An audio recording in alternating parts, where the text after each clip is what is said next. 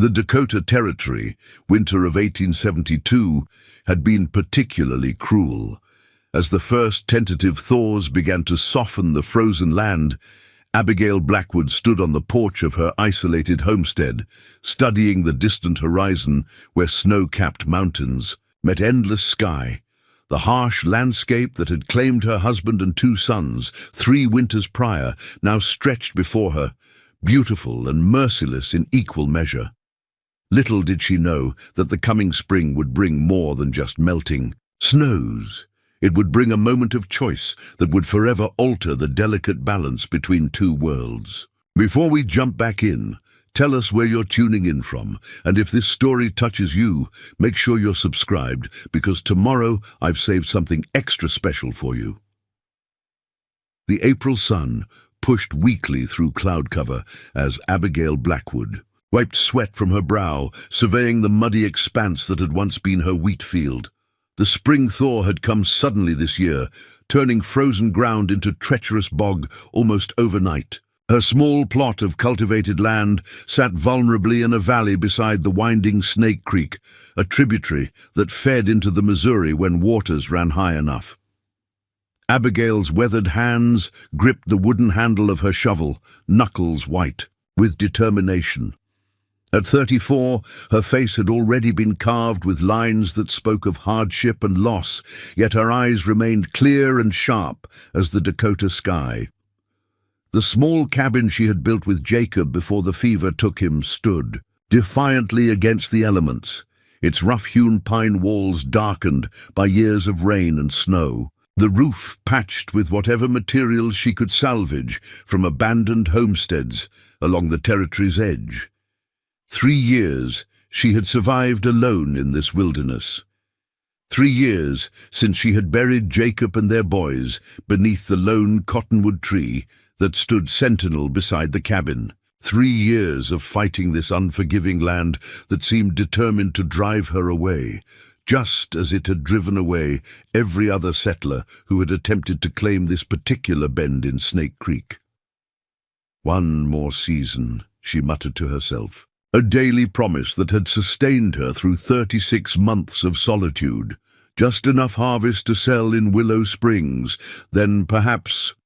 She never completed the thought aloud. The perhaps hung in the air.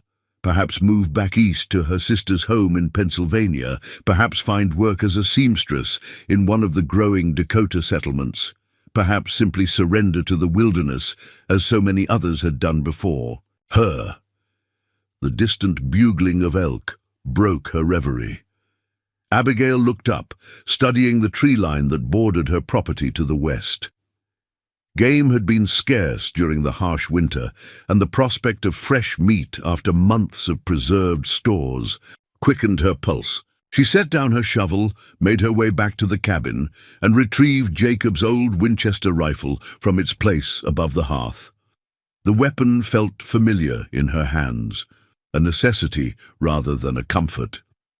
Life alone on the frontier had taught Abigail to overcome any feminine reluctance toward violence. She checked the ammunition with practiced efficiency, then headed toward the western edge of her property, where the flat farmland gave way to rolling hills dotted with aspen and pine. The hunting trail was barely visible after the winter's snows, but Abigail knew it well. It wound alongside Snake Creek for nearly a mile before veering west into what the few remaining settlers called Whispering Woods, a name that spoke to the peculiar way wind moved through the dense pines, creating sounds that sometimes resembled distant conversations. Native people avoided these woods, according to rumors in Willow Springs, though no one seemed to know precisely why. Abigail had never been one to heed such superstitions. The woods provided game, timber, and occasionally wild berries or herbs that supplemented her meager stores. Today, however, as she moved deeper into the trees, she felt an unusual stillness in the air. The typical chorus of birds was noticeably absent, and even the wind seemed to have momentarily abandoned this place. She paused, listening intently. The elk bugling had ceased. In its place was another sound, faint but unmistakable, a human voice, not the deep tones of a man, but the higher pitch of a child. Instinct told her to turn back. Lone children were not a common sight in these woods, and any child here likely belonged to the Lakota, who occasionally moved through these lands. Relations between settlers and natives had been strained for years, with violent outbreaks occurring with increasing frequency as more white homesteaders pushed westward. Yet something in the quality of the sound, a note of desperation perhaps, compelled her forward. Abigail moved cautiously through the underbrush, following the intermittent cries until she reached a clearing where Snake Creek widened into a series of shallow pools, bordered by sandbanks still partially frozen at their edges. At first she saw nothing unusual, then movement caught her eye, not on solid ground, but in one of the murky pools where winter runoff had created a deceptively placid surface. A boy, no more than 10 or 11 years old, was struggling in what Abigail immediately recognized as quicksand, a spring hazard that formed when snowmelt saturated the sandy banks of the creek. The child was sinking slowly, already submerged to his waist. His attempts to free himself only hastened his descent into the murky mixture of sand and water. His copper skin and straight black hair, braided intricately down his back, confirmed what Abigail had suspected. He was Lakota. For a heartbeat, she hesitated. Helping this child could invite danger if his people discovered a white woman had interfered with one of their own, regardless of intentions. She had heard stories in Willow Springs of settlers who had suffered for less. The boy's eyes met hers across the clearing, dark, frightened eyes that momentarily widened with alarm at the sight of her. He said something in his native tongue, words Abigail couldn't understand, though their desperate tone needed no translation. "Don't struggle," she called, setting down her rifle. "It only makes it worse." Whether or not he understood her words, the boy seemed to comprehend her intent as she approached the edge of the quicksand. His struggles subsided slightly, though. His breathing remained rapid and shallow. Abigail scanned the area quickly, looking for anything that might serve as a lifeline. A fallen pine branch lay nearby, still relatively sturdy despite the winter's decay. She grabbed it, testing its weight before extending it toward the trapped child. "Here," she said, keeping her voice as calm as possible. "Grab hold." The boy eyed the branch warily, then glanced back at Abigail's face, clearly assessing whether this rescue attempt might be some form of trick. Abigail remained steady, holding the branch within his reach. After a moment's hesitation, the boy grasped the branch with both hands. His grip was surprisingly strong for one so young, his knuckles whitening with the effort. "Good," Abigail encouraged. "Now don't pull, I'll do that. You just hold on and try to keep your body flat, like you're floating on water." Bracing her feet against the solid ground, she began to pull slowly. The suction of the quicksand fought. Her efforts, an invisible force reluctant to surrender its prey. Sweat beaded on Abigail's forehead despite the cool spring air. The old injury in her left shoulder, a remnant of a fall from a horse years earlier, protested sharply, but she gritted her teeth and continued the steady, even pressure. For several agonizing minutes, it seemed as though their combined efforts would prove futile. The boy remained trapped, the quicksand releasing him mere inches at a time. Abigail's muscles burned with the strain, but she refused to yield. This child's life hung literally in her hands, and after 3 years of loss, she found herself unwilling to witness another death on this unforgiving land. "A little more," she encouraged, though the words were as much for herself as for the boy, whether through her persistence, the boy's cooperation, or some merciful combination of both. The quicksand finally surrendered its hold. With a sudden release of pressure, the boy slid forward onto more solid ground, still clutching the branch as though it were the only certainty in an uncertain world. Abigail helped him fully clear the dangerous area, then sat back on her heels, breathing heavily from the exertion. The boy lay on his stomach for several moments, his chest heaving, before cautiously pushing himself to a sitting position. His leggings and tunic were coated with grey sand that had already begun to dry in patches, giving him the appearance of being dusted with ash. Now that the immediate danger had passed, Abigail found herself at a loss. The language barrier stood between them, and she had no idea whether the boy had family nearby or if he had somehow become separated from his people. The sensible course of action would be to help him to his feet, ensure he could walk, and then allow him to make his way back to wherever he belonged. The boy solved her immediate dilemma by attempting to stand and promptly collapsing with a cry of pain. Abigail moved forward instinctively, catching him before he fell completely. His left ankle was swelling visibly, either sprained or broken during his struggle in the quicksand.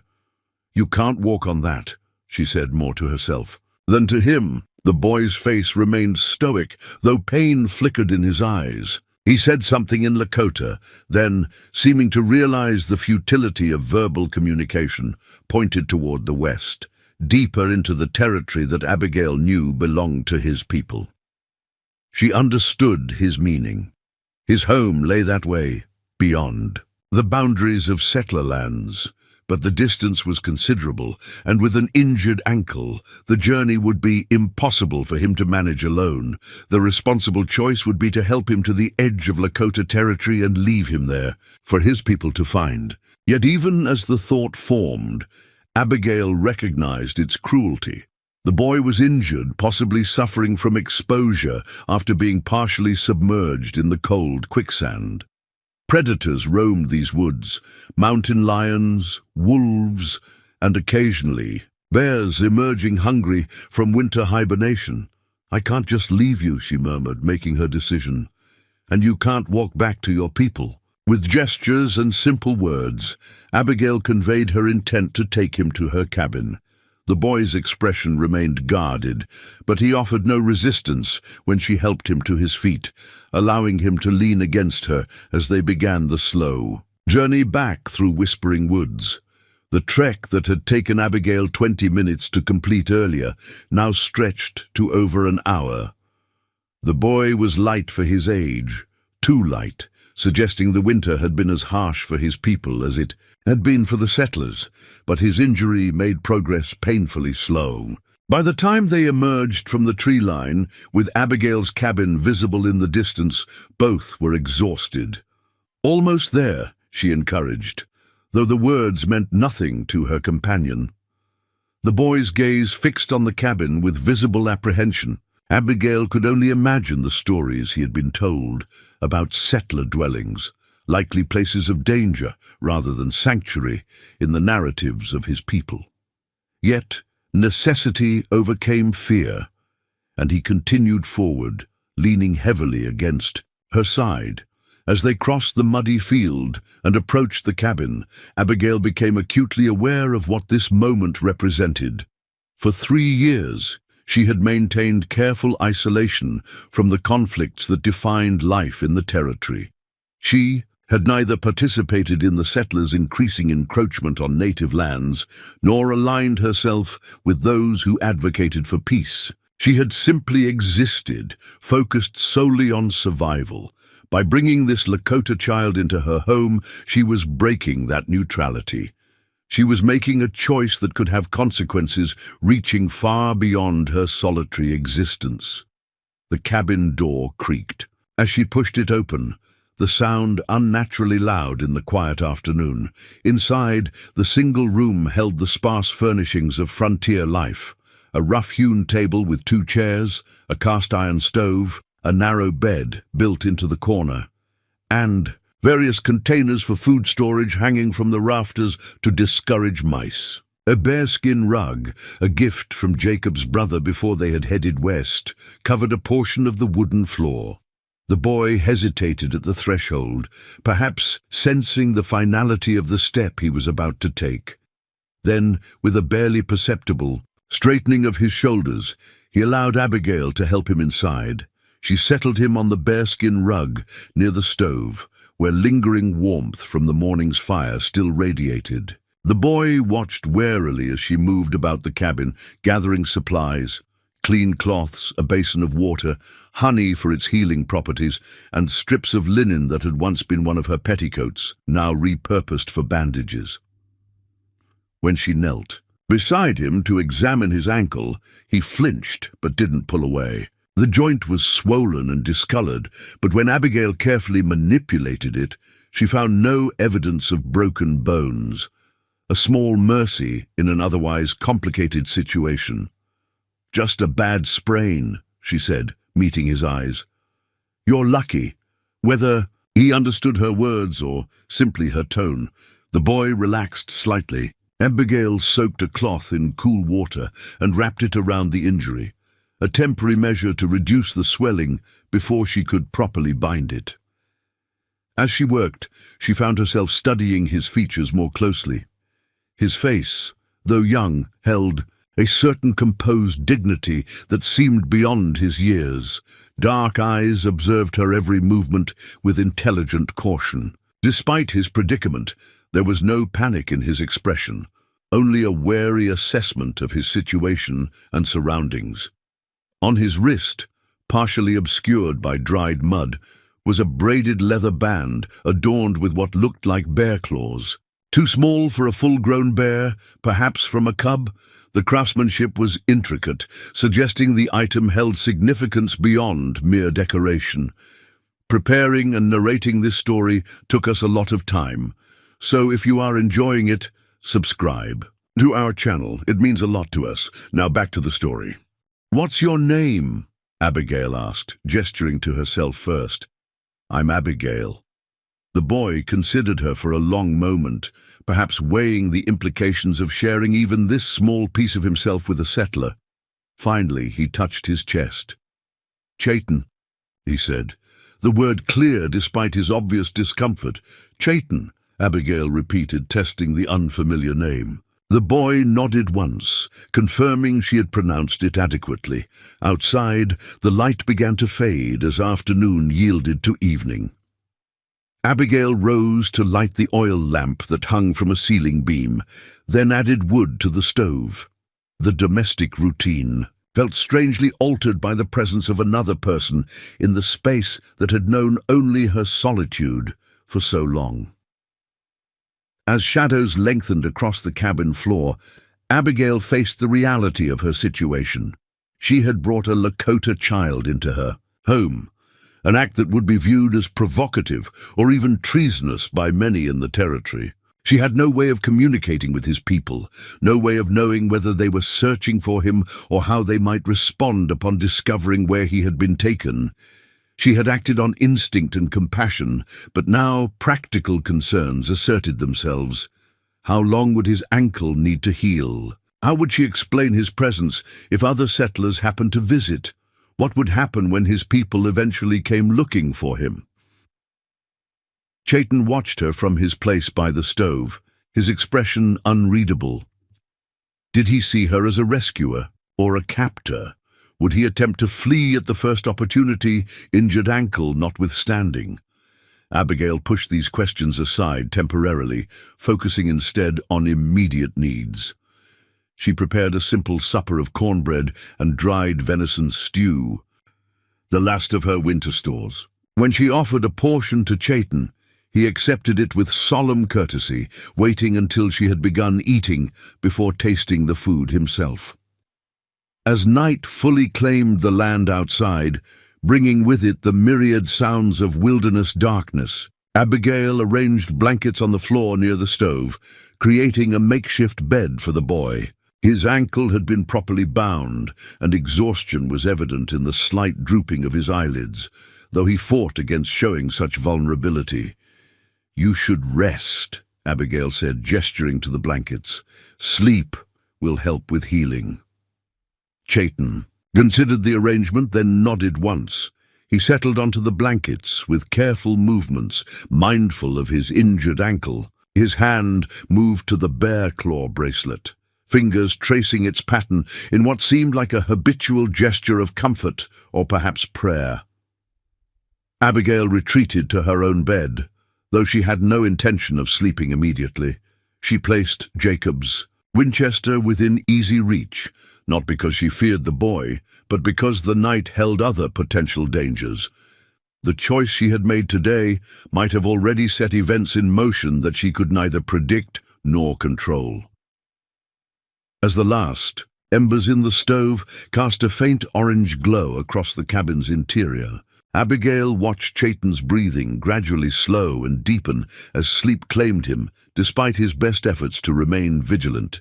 In slumber, the wariness left his features, revealing just how young he truly was. "What have I done?" she whispered to the darkness, the question hanging unanswered in the night air. Outside, a wolf howled in the distance, a lonely sound that seemed to echo Abigail's own isolation. Yet for the first time in 3 years, she was not alone in facing whatever tomorrow might bring. For better or worse, her solitary existence had been irrevocably altered by a child from another world, brought to her doorstep by circumstance and quicksand. As sleep finally began to claim her, Abigail's last conscious thought was a simple truth.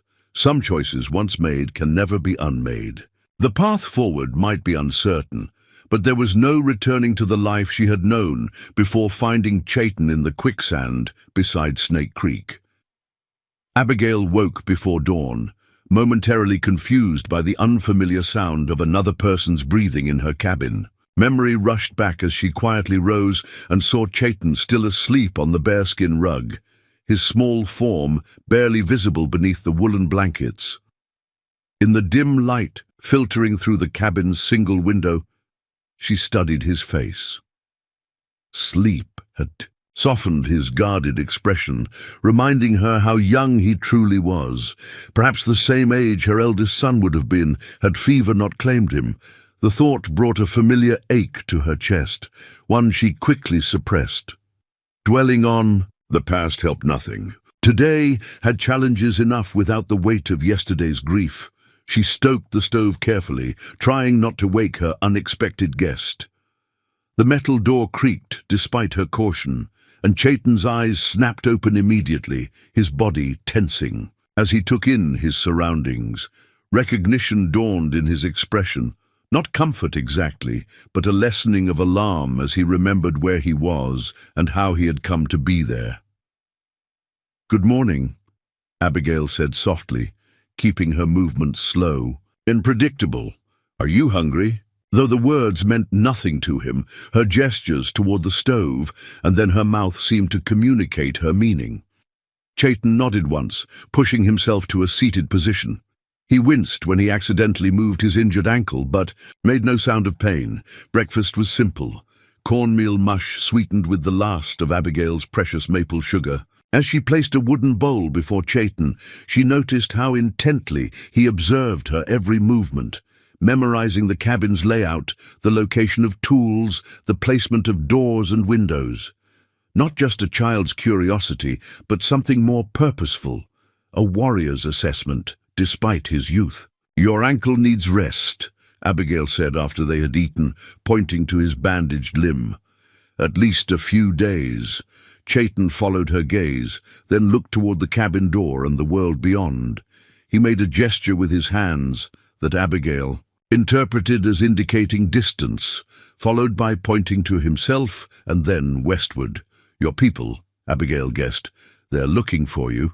The boy frowned, attempting to bridge their language divide.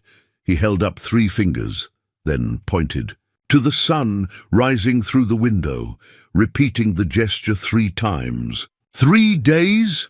Abigail interpreted. "Your people will come in 3 days?" Chayton shook his head, his frustration evident. He tried again, miming what appeared to be a large group traveling, then stopping, then continuing again after the 3. Suns had passed. Understanding dawned on Abigail. "They won't know you're missing for 3 days, she guessed, "because they're on the move." This time the boy nodded, relief crossing his features at being understood. He said something in his language, a phrase that included the word wasiku, a term Abigail had heard before in Willow Springs. It was what the Lakota called white people, though whether it was a neutral descriptor or carried negative connotations, she couldn't be certain. The implication was clear enough, however. Chayton's people would not look for him among the settlers. If he didn't return to wherever he was expected to be, they would search Lakota territories, perhaps assuming he had been injured in the wilderness or fallen victim to predators. They wouldn't think to look for him in a Wasiku woman's cabin, 3 days at least before anyone would search for him, and given his injured ankle, longer still before he could safely travel back to his people. The knowledge should have troubled Abigail more than it did. Instead, she felt an unexpected sense of relief. Time enough for his ankle to heal, time enough to figure out how to explain his presence if other settlers happened to visit, time enough to experience something other than solitude for the first time in 3 years. "Let me check your ankle," she said, kneeling beside him. The swelling had subsided somewhat overnight, but the discoloration had intensified, a mottled pattern of purple and blue that indicated significant bruising. When Abigail gently probed the injured area, Chayton remained stoic, though the tightening around his eyes betrayed his pain. "You're brave," she said, rewrapping the ankle with fresh linen. "Braver than many grown men I've known." Though the words meant nothing to him, something in her tone must have conveyed approval. The boy's expression relaxed slightly, a barely perceptible softening around his mouth that wasn't quite a smile, but suggested the possibility of one. With Chayton's ankle needing rest, Abigail was forced to alter her daily routine. Spring planting, and couldn't wait, regardless of her unexpected guest. She helped the boy move to a chair positioned near the cabin's window, where he could see both the interior and the fields beyond. She left the Winchester propped in the corner, a calculated risk meant to demonstrate trust while giving him security. The rifle was unloaded, the ammunition tucked safely in her apron pocket. "I'll be just outside," she explained with gestures. "Call if you need anything." Chayton watched her silently as she headed for the door, his dark eyes unreadable. Only when she reached the threshold did he speak, a single word that stopped her. "Chayton," he said, pointing to himself. Then, touching the bear claw bracelet on his wrist, he added, "Mato Oyate." Abigail didn't understand the second phrase, but recognized it was significant for him to share it. She nodded acknowledgement before stepping out into the spring morning, where the soil waited to be worked and seeds planted if there was to be any harvest come fall. The day passed in a rhythm of labor, punctuated by brief visits to the cabin to check on Chayton. Each time she returned, she found him in a different position, examining the sparse books on her shelf, studying the detailed map of the Dakota, territory that Jacob had pinned to the wall years earlier, or simply watching the land beyond the window with an intensity that suggested he was memorizing every detail. By mid-afternoon, when Abigail paused to drink from the water bucket near the well, she noticed something unusual. Chayton had hobbled to the doorway, supporting himself against the frame. In his free hand, he held a small object that glinted in the sunlight, a polished stone pendant suspended on a leather cord. He gestured for her to approach, his expression solemn. When she drew near, he extended the pendant toward her, a smooth river stone of deep blue, etched with what appeared to be a stylized bird in flight. "For me?" Abigail asked, surprised by the offering. Chayton nodded, saying something in Lakota that included the word mahpia, which he emphasized by pointing toward the sky. When Abigail accepted the pendant, his demeanor suggested the exchange held more significance than a simple gift. It felt ceremonial, though she couldn't grasp its meaning. "Thank you," she said, slipping the cord over her head. The stone settled against her collarbone, cool and smooth. "Though I don't understand why," Chayton touched his own chest, then hers, then made a circular motion that encompassed them both. "Wikozani," he said deliberately, as though willing her to understand the concept. The word was unfamiliar, yet Abigail sensed its importance. Something about connection, perhaps, or an acknowledgement of the unusual circumstance that had brought them together. She helped Chayton back to his chair, noting that he seemed satisfied with the exchange, as though some necessary protocol had been observed. As dusk approached, bringing with it the day's end and the need to prepare the evening meal, Abigail heard the distant sound of hoofbeats, an uncommon enough occurrence at her isolated homestead to raise immediate concern. Visitors to her cabin were rare and rarely welcome. Chayton heard it too.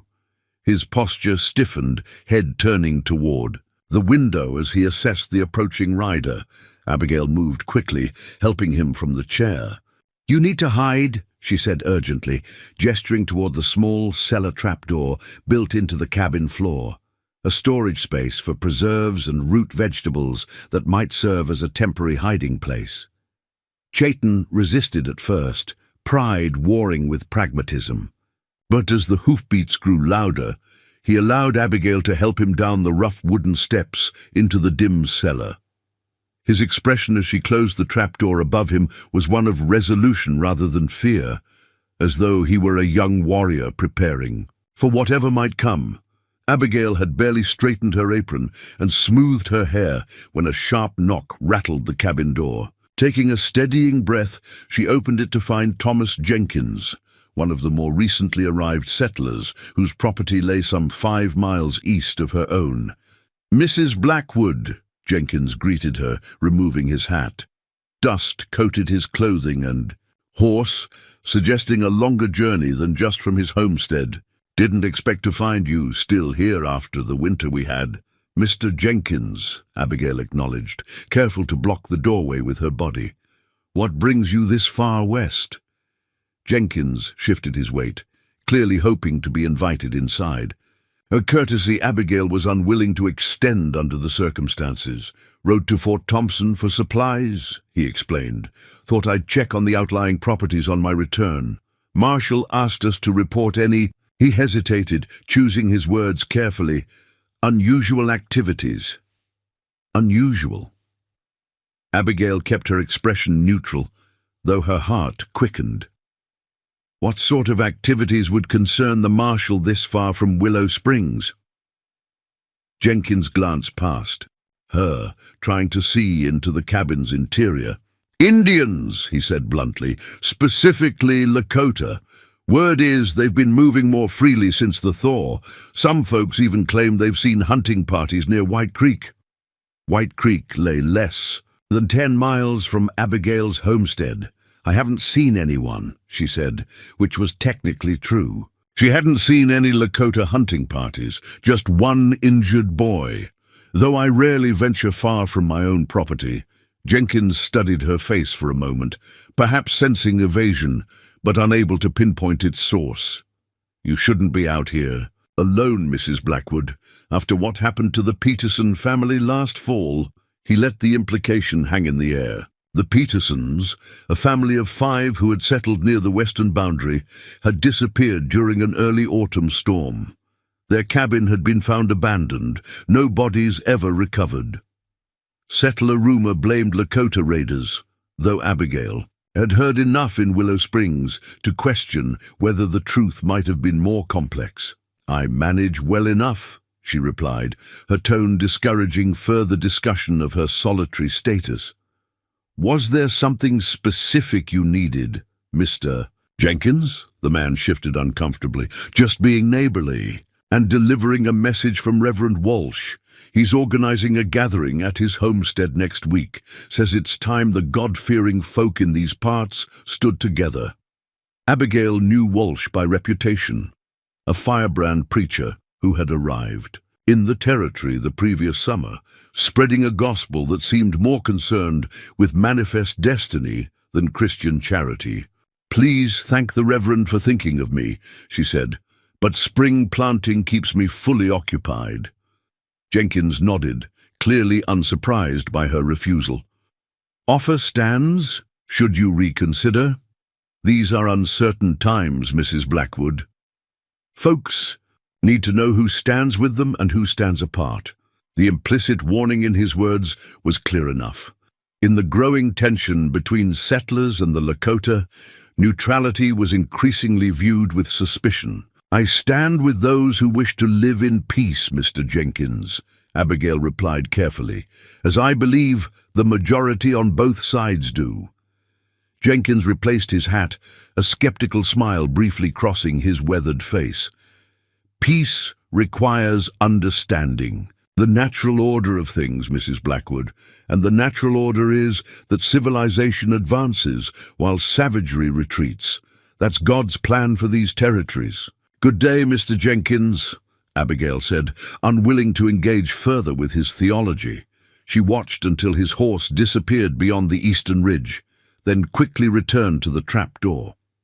When she opened it, she found Chayton sitting calmly. On the bottom step, his injured foot extended before him, a jar of preserved peaches in his hand. Despite the tension of the moment, Abigail couldn't suppress a small smile.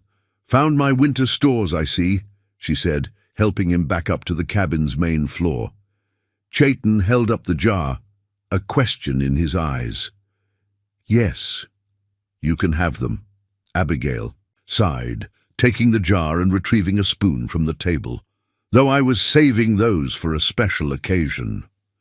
As she opened the jar and handed it to the boy, she realized that her words held a certain irony.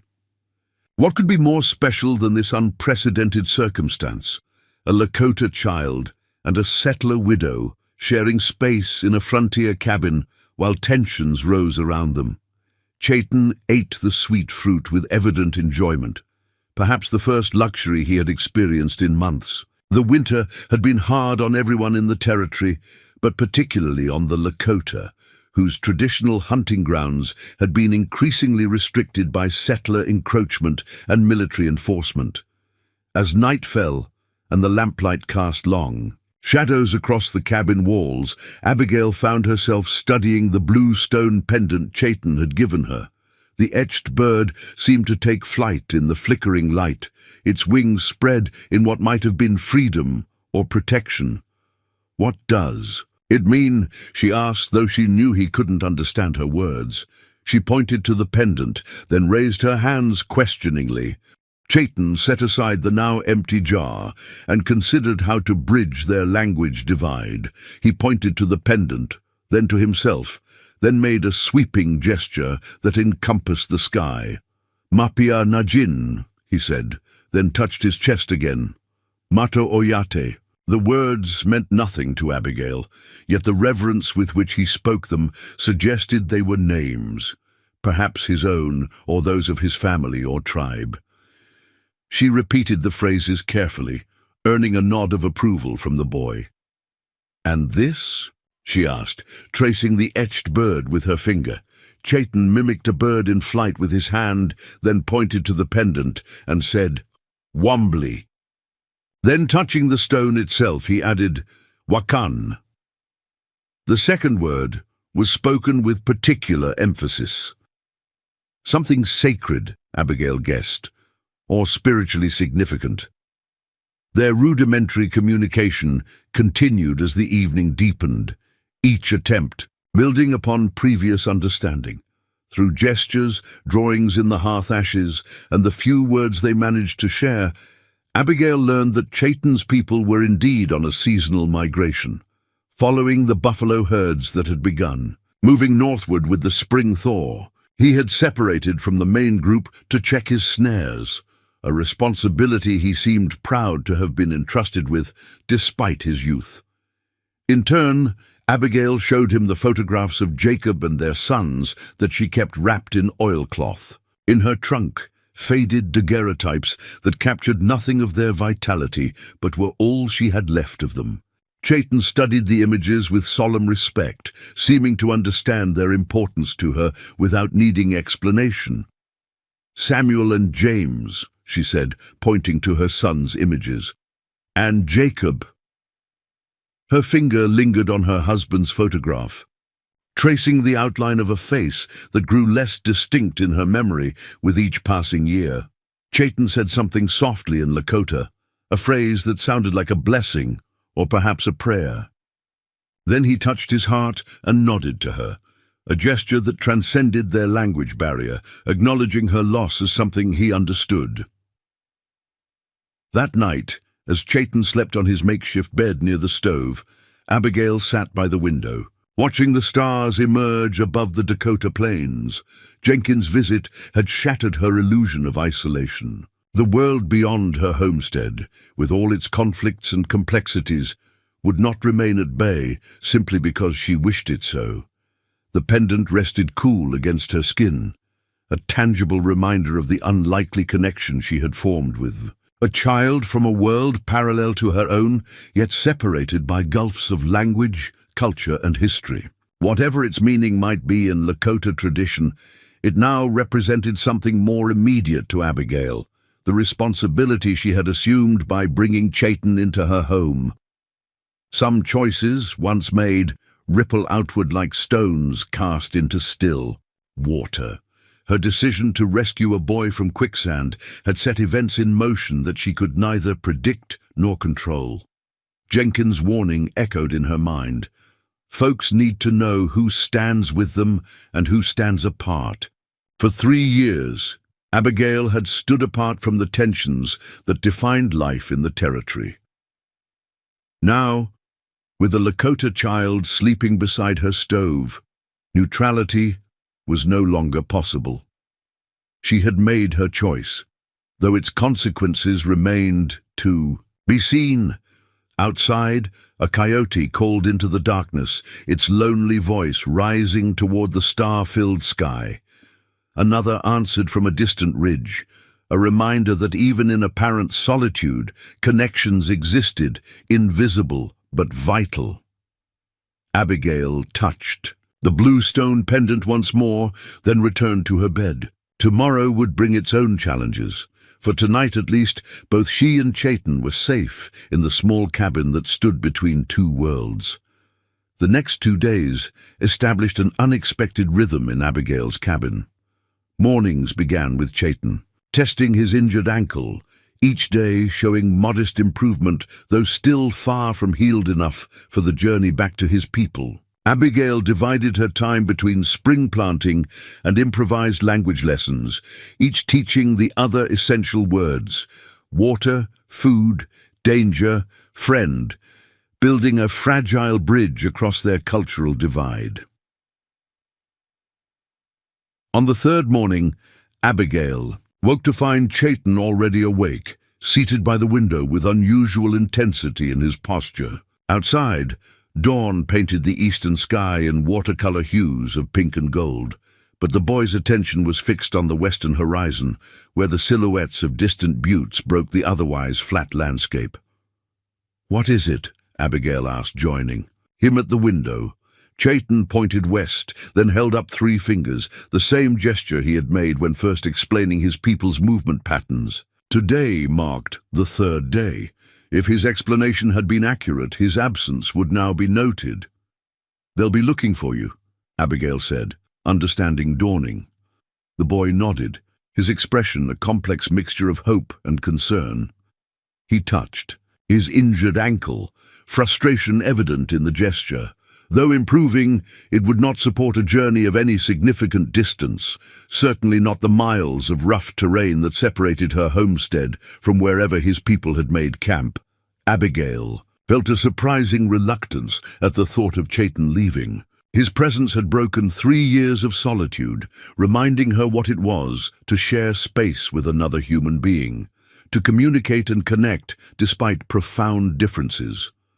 Yet she knew keeping him longer than necessary would be selfish at best, dangerous at worst. "We need to let them know where you are," she said, though the words were more for herself than for him. But how? The logistics seemed impossible. She couldn't leave Chaitin alone while she rode west in search of his people. The risk of another settler visiting in her absence was too great. Nor could she take him with her, given his injury and the potential danger of being seen with a Lakota child. and even if she managed either option, there was no guarantee she would find his specific band among the various Lakota groups that moved through the territory. Chayton interrupted her thoughts by tugging at her sleeve. When she turned, he pointed to the southwest, where a thin column of smoke rose against the morning sky, almost invisible unless one knew to look for it. "Smoke signals," Abigail said, recognizing the communication method she had heard described in Willow Springs. Chayton nodded, then mimicked creating fire and then controlling the smoke with a blanket, a simplified demonstration of how such signals were created. He pointed to himself, then to the smoke in the distance, his meaning clear. His people were looking for him, sending messages across the territory. Abigail considered their options. Responding with a similar signal from her property would be the most direct approach, but it carried significant risk. Any settler or cavalry patrol noting such signals from her homestead would immediately suspect collusion with the Lakota, a suspicion that Jenkins' visit suggested was already simmering. As she weighed these considerations, Chayton hobbled to her trunk, where he had seen her store the oilcloth-wrapped photographs. He rummaged through it with purpose, eventually producing a small mirror that had been Jacob's, a luxury item rarely used but preserved for sentimental reasons. "What are you thinking?" Abigail asked as the boy returned to the window.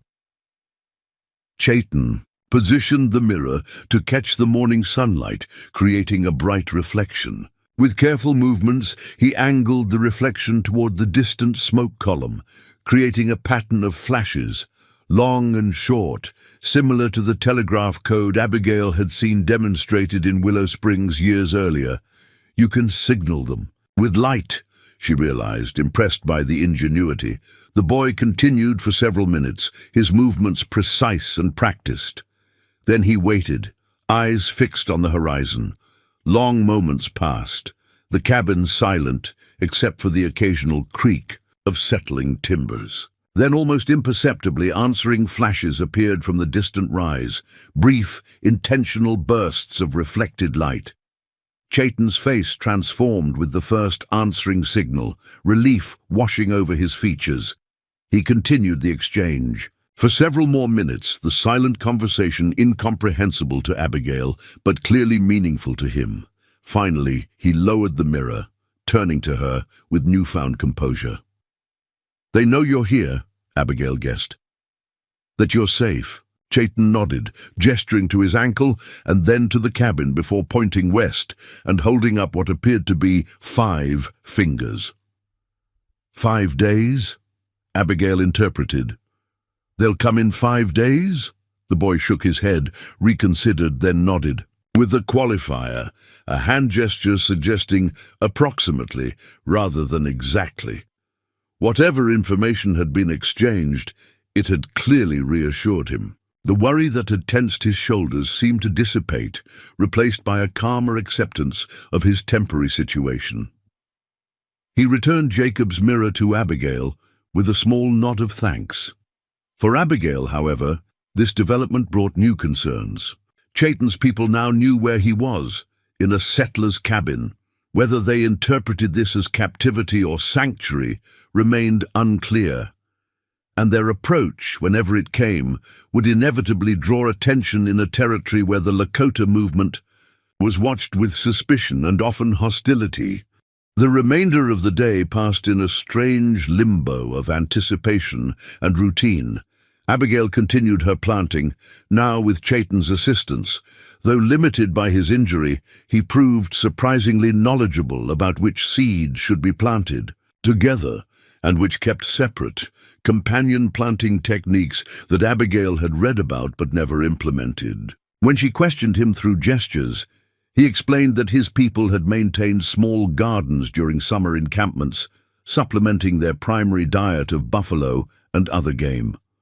As dusk approached, bringing with it the day's end and the first evening stars, Abigail heard the sound she had been half expecting, half dreading since Jenkins' visit.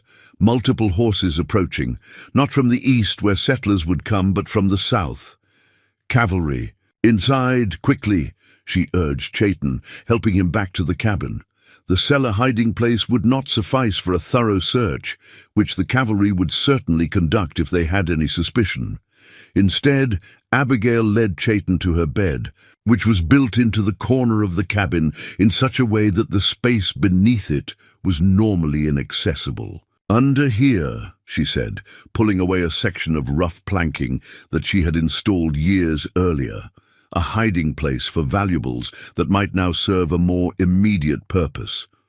Chayton understood immediately, squeezing into the narrow space with a stoicism that belied his youth. Abigail replaced the planking and draped a quilt over the edge of the bed, obscuring any view of the space beneath.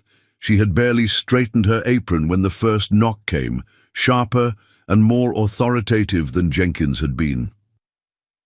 Captain James Miller of the 2nd Cavalry stood at her threshold, flanked by 3 troopers whose hands rested too casually near their holstered revolvers. Miller was a known quantity in the territory, a West Point graduate with a reputation for rigid adherence to regulations and a barely concealed contempt for both settlers and natives alike.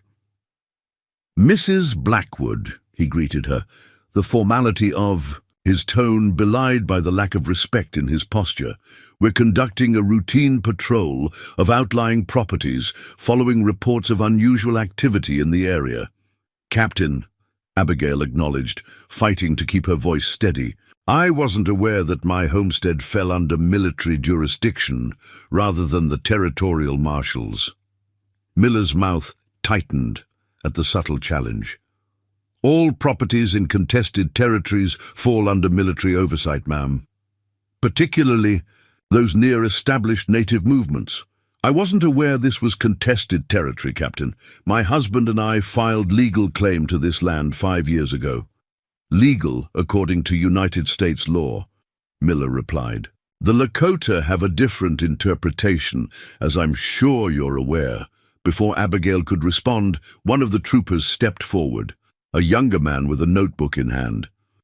"Ma'am, we've received reports from Mr. Jenkins that you've been reluctant to participate in community defense initiatives." "Community defense," Abigail repeated, genuine confusion in her voice. "Reverend Walsh's gathering," Miller clarified. "A sensible precaution given recent Lakota movements. Your absence was noted.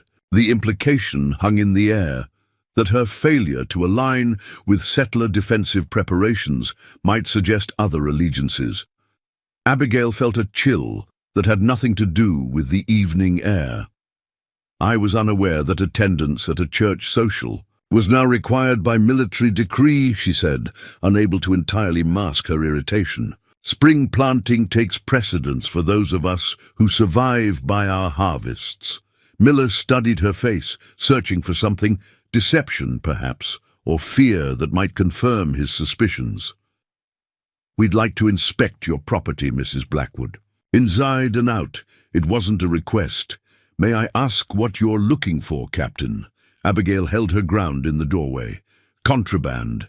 Weapons, evidence of unauthorized contact with hostiles." "Hostiles?" Abigail raised an eyebrow. "I was under the impression that the Fort Laramie Treaty recognized Lakota sovereignty in these territories." A flicker of surprise crossed Miller's face at her knowledge of the treaty specifics. "Not the typical concern of a frontier widow. Treaties are subject to interpretation, Mrs. Blackwood, and to revision when circumstances warrant." He gestured to the cabin behind her. "Your property, if you please." Abigail stepped aside, allowing Miller and 2 of the troopers to enter, while the 3rd remained with the horses. Her heart pounded as the soldiers began a methodical search of her small cabin, opening the trunk, inspecting the cellar, checking the modest shelves of preserves and provisions. "You keep a well-organized home, ma'am," the younger trooper commented, seeming to feel some need to fill the tense silence. "Necessity teaches efficiency, Private," Abigail replied, careful to keep her eyes from straying to the bed and its hidden occupant. Miller paused at her small bookshelf, examining the volumes with apparent surprise. Thoreau, Emerson, Miss Fuller's Woman in the 19th Century. Unusual reading for a frontier homestead. My husband was an educated man, Captain. He believed isolation was no excuse for intellectual stagnation. Miller made a non-committal sound, replacing the book he had been examining. His attention shifted to the blue stone pendant that Abigail still wore, an oversight she immediately regretted. "Interesting jewelry," he commented, his tone deceptively casual. "Not typical of settler craftsmanship." Abigail's hand rose to the pendant before she could stop herself. "A gift from before we came west." The lie felt bitter on her tongue, but necessity overcame principle. Miller's eyes narrowed slightly, but he did not challenge her claim directly. The search continued. For nearly half an hour, the soldiers inspecting every corner of the cabin and the immediate surroundings. Throughout, Abigail maintained a calm exterior that belied her inner turmoil. Each moment the search continued was another moment Chayton might be discovered, or another moment he might inadvertently reveal himself through sound or movement. Finally, apparently satisfied that nothing immediately suspicious could be found, Miller gestured for his men to conclude their inspection. "You should reconsider your isolation, Mrs. Blackwood," he said as they prepared to depart. "These are uncertain. At times, the army cannot guarantee the safety of those who choose to remain outside established settlements." "Is that concern for my welfare, Captain, or a warning?" Abigail asked directly. Miller's expression hardened. "Take it as both, ma'am. Good evening." Only when the sound of hoofbeats had faded completely did Abigail allow herself to exhale the breath she'd been holding. She rushed to the bed, removing the plank to reveal Chayton crouched in the confined space, his face impressively composed, despite what must have been an uncomfortable and frightening experience. "They're gone," she assured him, helping him out from the hiding place. Chayton emerged with dignity despite his cramped muscles, saying something in Lakota that sounded both relieved and defiant. He glanced around the cabin, noting the disruption caused by the soldiers' search, then looked at Abigail with a question in his eyes. "They were looking for evidence," she explained, though the concept was difficult to convey across their language barrier. "That I might be helping your people." Understanding dawned on Chayton's expression. He touched the blue stone pendant still hanging around Abigail's neck, then gestured to himself, acknowledging that her lie had protected both of them. "It was necessary," Abigail said, though the justification was more for herself than for him. After 3 years of honest solitude, deception felt like a dangerous path to start down. That night, as Chayton slept near the stove, Abigail remained awake, turning over the implications of Miller's visit. The captain's interest in her non-conformity, from her reading choices to her absence from community gatherings, suggested a narrowing definition of acceptable settler behavior. Those who didn't actively align against the Lakota were increasingly viewed with suspicion. More troubling still was his dismissal of the Fort Laramie Treaty. If the military considered such agreements subject to revision when circumstances warrant, what hope was there for peaceful coexistence? Dawn brought heavy clouds and the promise of spring rain, weather the newly planted fields needed, but which would make travel difficult. Abigail rose to find Chayton already awake, standing at the window with minimal weight on his injured ankle. The improvement was noticeable. Another day or two, and he might be able to manage the journey back to his people, assuming they continued moving in a predictable pattern. Breakfast was cornmeal mush again, though Abigail had added dried berries, gathered the previous summer, a small luxury that brought a rare smile to Chayton's solemn face. Their shared meal was interrupted by the sound of a single horse approaching at a measured pace from the direction of Willow Springs. Abigail tensed, preparing to help Chayton back to his hiding place, but the boy shook his head. He pointed to himself, then to the bed, and mimed sleeping, suggesting he would pretend to be asleep rather than hide. After a moment's consideration, Abigail nodded. A brief visit might be managed without arousing suspicion if Chayton remained out of direct sight, but wasn't completely hidden. An arrangement that would avoid the more damning appearance of concealment if they were discovered.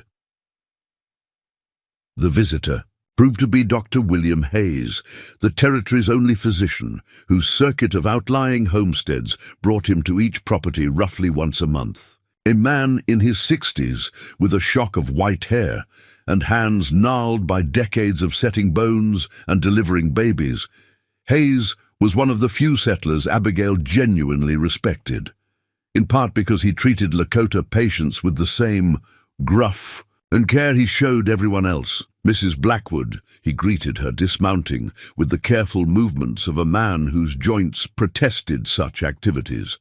"Spring finds you well, I hope." "Well enough, Doctor," Abigail replied, genuine warmth in her voice despite her anxiety.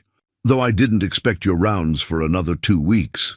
Hayes secured his horse to the hitching post before responding. "Schedule's been disrupted. Military movements have everyone on edge. Thought I'd check the western properties earlier than usual in case." He hesitated, then finished simply, "in case services were needed." The implication was clear. In case escalating tensions had resulted in violence requiring medical attention.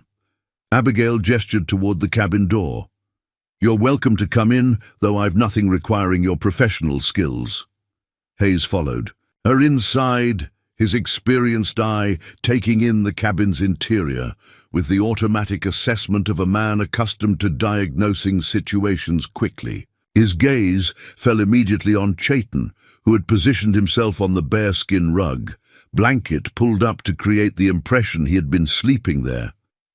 For a moment, the cabin was silent except for the ticking of Abigail's small clock. Then Hayes sighed deeply. "I see my services may be needed after all," he said quietly, setting down his medical bag. "Though not in the manner I anticipated."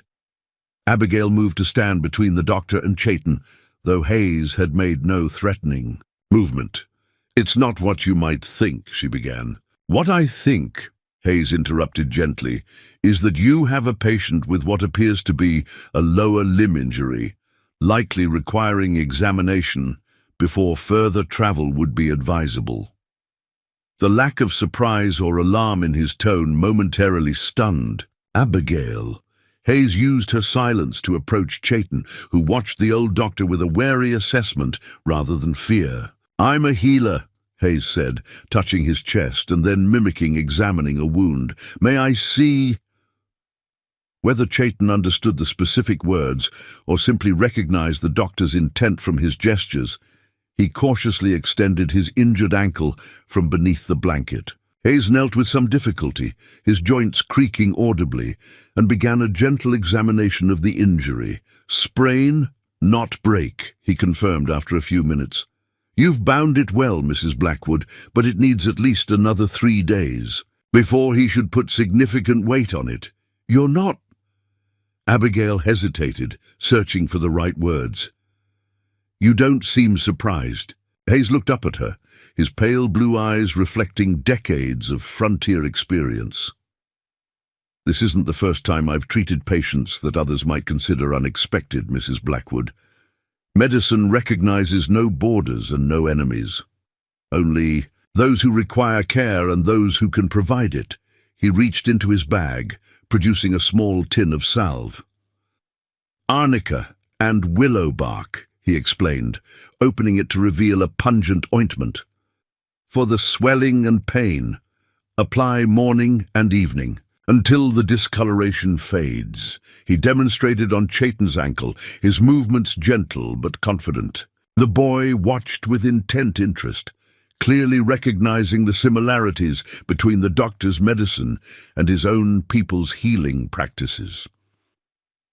"Captain Miller and his men were here yesterday," Abigail said quietly as Hayes rewrapped the ankle.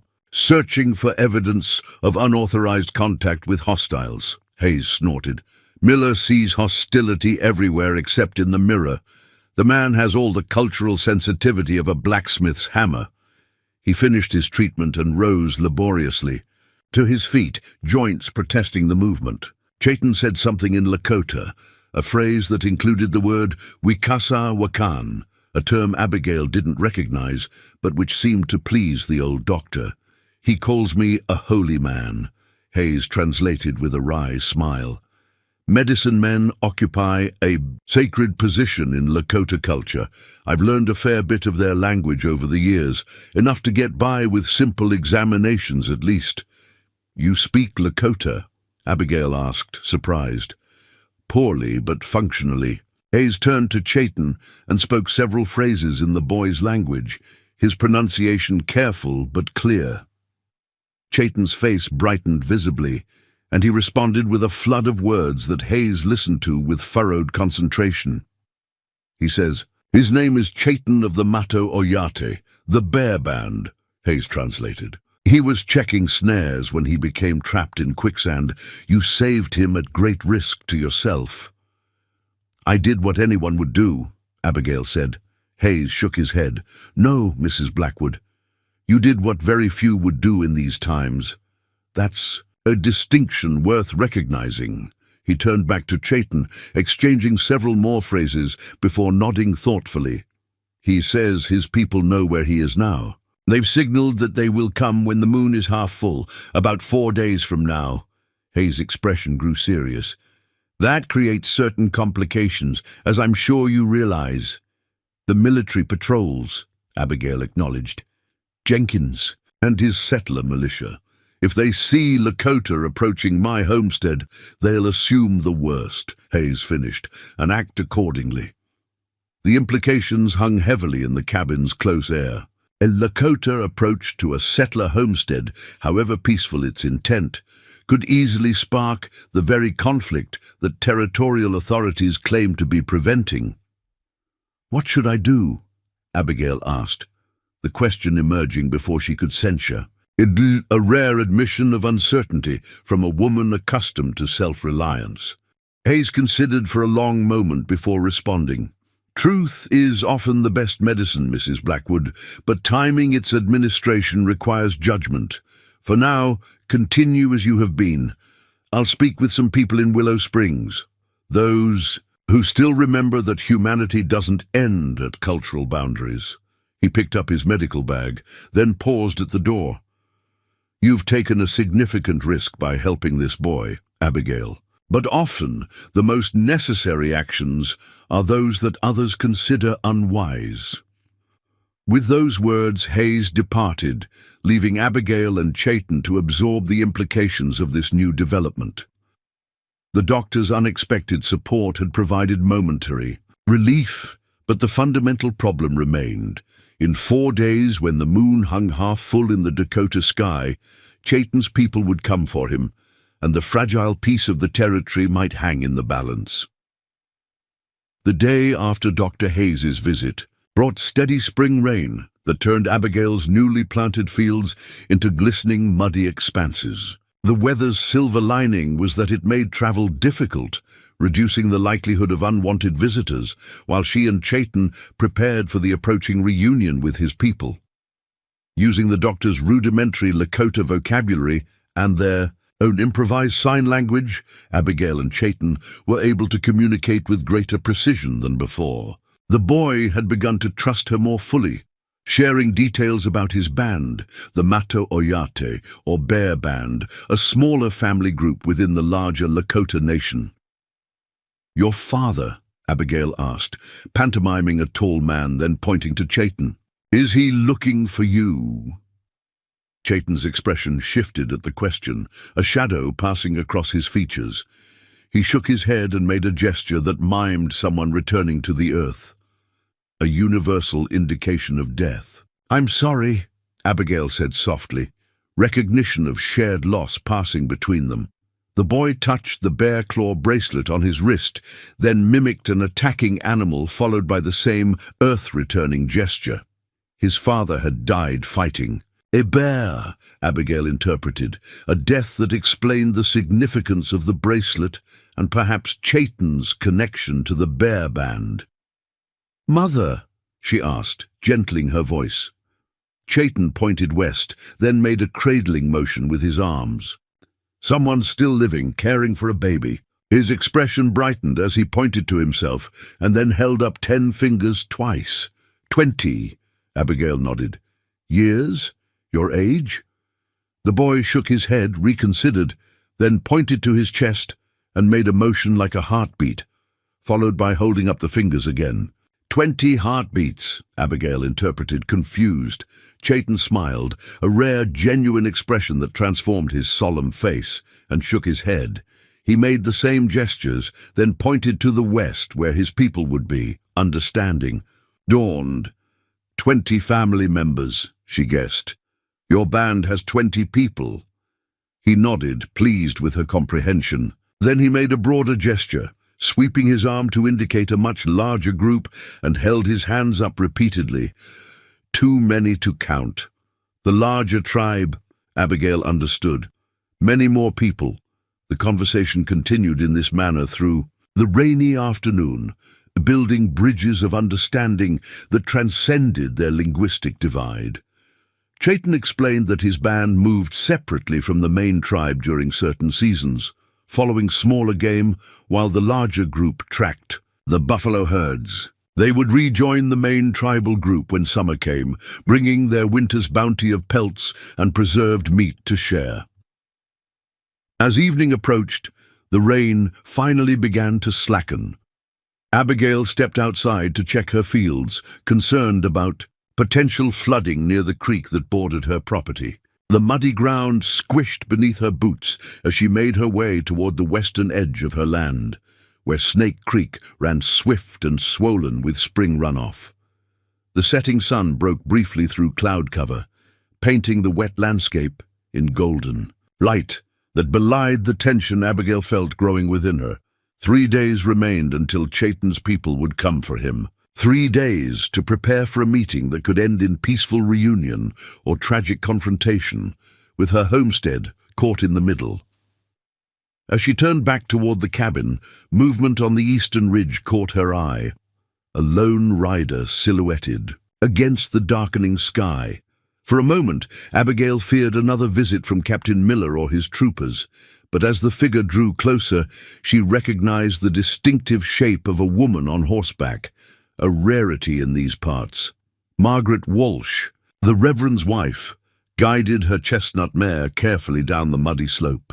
Unlike her firebrand husband, Margaret was known for quiet diplomacy and practical assistance to homesteaders regardless of their religious convictions. Her visits were infrequent but generally welcome, until now when any visitor posed a potential threat to Chayton's safety. "Mrs. Blackwood," Margaret called as she approached, "I hope I'm not intruding on your evening."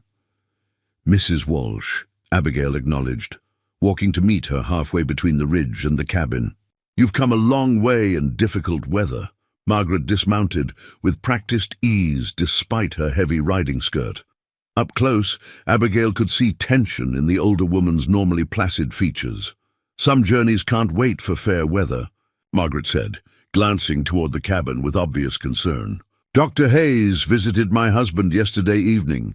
They spoke privately, but voices carry in small homes." Abigail felt a chill that had nothing to do with the damp spring air. "I'm not sure I understand your meaning, Mrs. Walsh." Margaret's gaze was direct, her voice low but clear. "The Reverend is organizing another gathering tomorrow, not for prayer this time, but for action. Captain Miller has convinced him that certain homesteaders may be," she hesitated, choosing her words carefully, "compromised in their loyalties." The implication was unmistakable. Whatever Hayes had intended by speaking with Reverend Walsh, the conversation had backfired disastrously. "I see," Abigail replied, working to keep her voice steady. "And you've ridden all this way to warn me of this gathering?" "To warn you that your name was mentioned specifically," Margaret clarified. "The captain seems particularly interested in your situation." The delicate emphasis suggested that Miller's suspicions went beyond general concern about isolated homesteaders. Something more specific had drawn his attention, perhaps Jenkins' report of her reluctance to join community defense efforts, or something noted during the cavalry's search of her cabin. "Thank you for the warning," Abigail said, genuine gratitude in her voice despite her growing apprehension. "Though I'm curious why you'd risk your husband's displeasure to deliver it." Margaret's eyes drifted toward the distant mountains, her expression momentarily distant.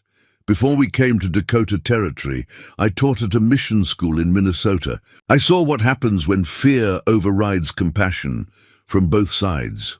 She refocused on Abigail. "Whatever you're doing, Mrs. Blackwood, I suspect it comes from a place of humanity rather than politics." Before Abigail could respond, the cabin door opened. Chayton stood in the doorway, his weight carefully balanced to favor his injured ankle. Even from a distance, his distinctive appearance made concealment impossible. Margaret's breath caught, but to her credit, she showed no other reaction beyond a slight widening of her eyes. "I see," she said quietly. "That explains the captain's interest." "It's not what you might think," Abigail began, the same words she had used with Hayes. "What I think," Margaret interrupted gently, "is that you've shown Christian charity in its truest form." She turned back to her horse. "I should return before my absence is noted. The gathering begins at noon tomorrow. I suspect a patrol may ride this way shortly afterward." The warning was clear. By this time tomorrow, Abigail might face not just Captain Miller but a group of settlers inflamed by rhetoric about loyalty and defense, with a Lakota child still in her care. "Be careful, Mrs. Blackwood," Margaret said as she remounted her horse. "Good intentions provide little protection in times like these." Abigail watched until the Reverend's wife disappeared over the eastern ridge, then hurried back to the cabin where Chayton waited, questions in his dark eyes. "We have a problem," she told him, knowing the words meant nothing but needing to voice the reality aloud. "Your people won't come for 3 more days, but others may come tomorrow." Through gestures and the few Lakota words she had learned, Abigail conveyed the situation. Chayton's expression grew serious as he understood, his young face showing a maturity beyond his years as he considered their limited options. He pointed to the west, then to himself, and mimed walking with exaggerated limping, suggesting he could try to leave now, making his way toward his people despite his injured ankle. Abigail shook her head firmly. Too far, too dangerous. She mimicked predators, wolves, mountain lions, that roamed the territory between her homestead and the Lakota encampment. Chayton, alone and injured, would make easy prey for both, animal hunters and human ones. The boy thought for a moment, then pointed to the small cellar beneath the cabin floor, the hiding place they had used during Jenkins's visit. "It won't be enough," Abigail sighed, "not for a thorough search." Night fell with no clear solution to their dilemma. Abigail slept fitfully, dreams filled with fractured images, cavalry troops surrounding her cabin, Reverend Walsh reading from Exodus about plagues upon the enemies of God, Chayton disappearing into quicksand that transformed into the muddy fields of her own property. She woke before dawn, a plan half-formed in her mind. Not a solution, exactly, but a possibility. As the first pale light filtered through the cabin windows, she began gathering supplies, food, water, blankets, her small medical kit. Chayton watched from his bed near the stove, understanding, dawning in his eyes before she had spoken a word. "We can't stay here," Abigail explained, knowing he would grasp her meaning if not her specific words. "And you can't make it to your people alone, so we'll go together part way at least." The risk was enormous. If they were caught on the territory between settlements and Lakota lands, Abigail would have no explanation that would satisfy either Captain Miller or the territorial authorities. At best, she would lose her homestead. At worst, she could face charges of aiding hostiles, a crime that carried severe penalties in these tense times, yet remaining seemed equally dangerous. if Miller arrived with a settler militia inflamed. By Reverend Walsh's rhetoric, there was no guarantee of safety for either of them. At least movement offered some agency, some choice in how their fates would unfold. Chayton nodded gravely, accepting her decision. He tested his weight on the injured ankle, wincing but maintaining his balance. The sprain had improved enough to allow careful walking, though the journey ahead would certainly aggravate the healing injury. Abigail dressed in her sturdiest clothing, a split riding skirt Jacob had commissioned for her before they came west, boots well worn but reliable, and a heavy shawl against the spring chill. She helped Chayton wrap his ankle with fresh bandages, then added an additional layer of support from strips of leather she had cut from an old belt. The preparations took less than an hour. Abigail looked around the cabin one last time, acutely, aware that she might never see it again. The home she and Jacob had built together, where she had birthed and buried her sons, might be forfeit after today's decision. The thought brought surprising liberation rather than grief, as though in choosing Chayton's safety over her property, she was finally cutting ties with a past that had held her in stasis for 3 years. She saddled her mare, securing their supplies in saddlebags that Jacob had traded for with a passing trapper years earlier. The horse could carry both of them for at least part of the journey, though they would need to walk segments to avoid overtiring the animal. As the sun broke fully over the eastern ridge, Abigail and Chayton set out toward the west, following the path that ran alongside Snake Creek before turning northward into the rolling hills that marked the unofficial boundary between settler territories and Lakota lands. The boy rode behind her on the mare, his arms wrapped around her waist for balance, his slight weight barely noticeable to the sturdy horse. They had traveled less than 5 miles when Abigail heard the distant sound that confirmed her fears. Hoofbeats from the east, multiple riders moving at a determined pace. Whether Captain Miller's patrol or something else, they couldn't afford to be discovered on the open trail. "We need to hide," she told Chayton, guiding the mare off the path and into a stand of cottonwoods that lined the creek. The trees provided minimal cover, but the landscape offered little else. Abigail dismounted quickly, helping Chayton down after her. She led the horse deeper into the trees, where a slight depression in the ground provided marginally better concealment. The riders drew closer, their approach audible even above the burbling of the creek. Abigail's heart hammered in her chest as she crouched beside Chayton, one hand on the mare's nose to keep her quiet. Through gaps in the foliage, she caught glimpses of the party as they passed, not cavalry blue, but the varied clothing of settler militia, with Reverend Walsh's distinctive black coat visible among them. Jenkins rode at the head of the group, a rifle across his saddle. Even at a distance, his expression was visible, the righteous determination of a man convinced of his moral authority. The militia numbered at least 15. More men than Abigail had realized lived within riding distance of her homestead. They continued past without slowing, clearly headed directly for her cabin. The search wouldn't take long, and her absence would be immediately apparent once they discovered she had fled and potentially taken a Lakota child with her. The hunt would begin in earnest. "We need to move faster," Abigail whispered, more to herself than to Chayton. "Find your people before they find us." They waited until the militia had passed completely from view before emerging from the cottonwoods.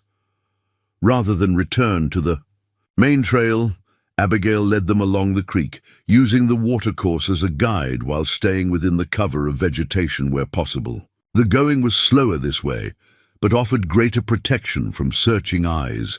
By midday, the terrain had changed from the relatively flat farmland around Abigail's homestead to rolling hills broken by occasional rock formations, the beginning of the more rugged country that the Lakota favored for its defensibility and abundant game. The sun beat down from a clear sky, the previous day's rain having moved eastward, leaving damp earth but fair conditions. Chayton indicated they should stop near a distinctive outcropping of red rock. He slid carefully from the mare's back and hobbled to the highest point of the formation. From a pouch at his waist, he produced a small mirror, not Jacob's, which remained at the cabin, but a polished piece of mica that reflected sunlight, nearly as effectively. With practiced precision, he angled the mica to catch the sun, creating the same pattern of flashes Abigail had seen him use from her cabin window. He repeated the sequence 3 times, then waited, eyes scanning the western horizon with intense focus. Long minutes passed with no response. Abigail felt exposure with every moment they remained in the open, imagining Jenkins and the militia, discovering her abandoned cabin, organizing search parties, perhaps sending riders in all directions. Just as she was about to suggest they continue moving, Chayton straightened, pointing to a distant hillside where brief, intentional flashes of light answered his signal. His face transformed with relief and excitement, a child's reaction breaking through his careful stoicism. "Your people," Abigail confirmed, though the answer was obvious from his response. Chayton nodded emphatically, gesturing for them to continue westward with renewed urgency. He seemed to draw energy from the exchange, his movements more determined despite his injury as they resumed their journey. The afternoon brought new challenges as the landscape grew more difficult to navigate.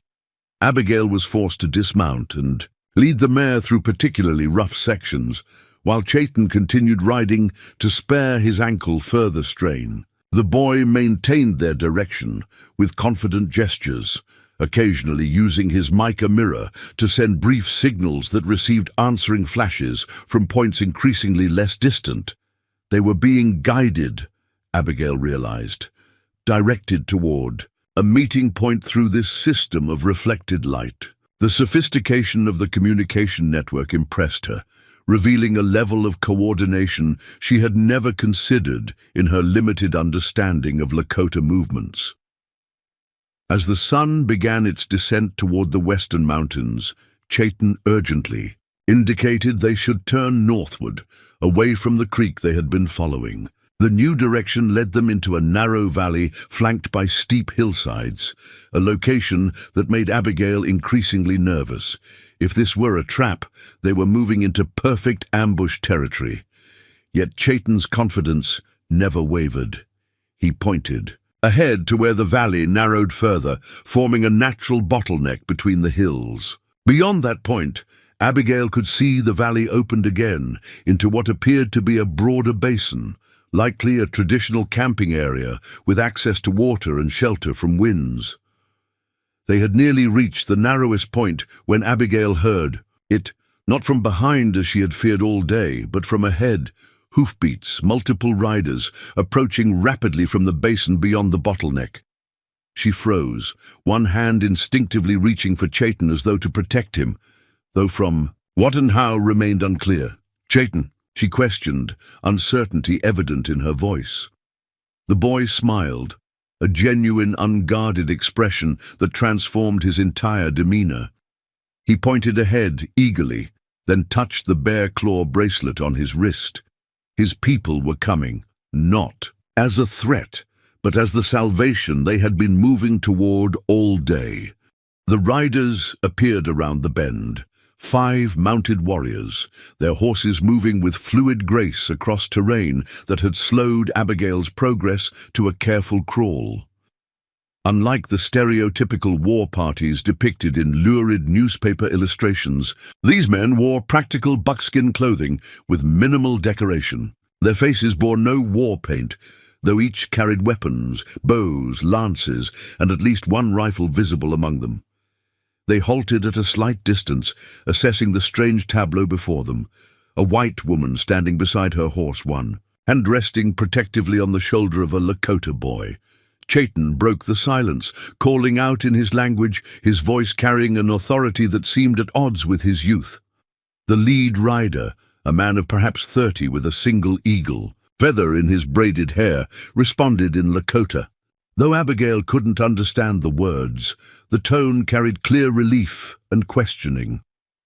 Chayton answered at length, occasionally gesturing toward Abigail, his narrative evidently explaining how he came to be in her company. When he finished, the lead rider studied Abigail with new intensity.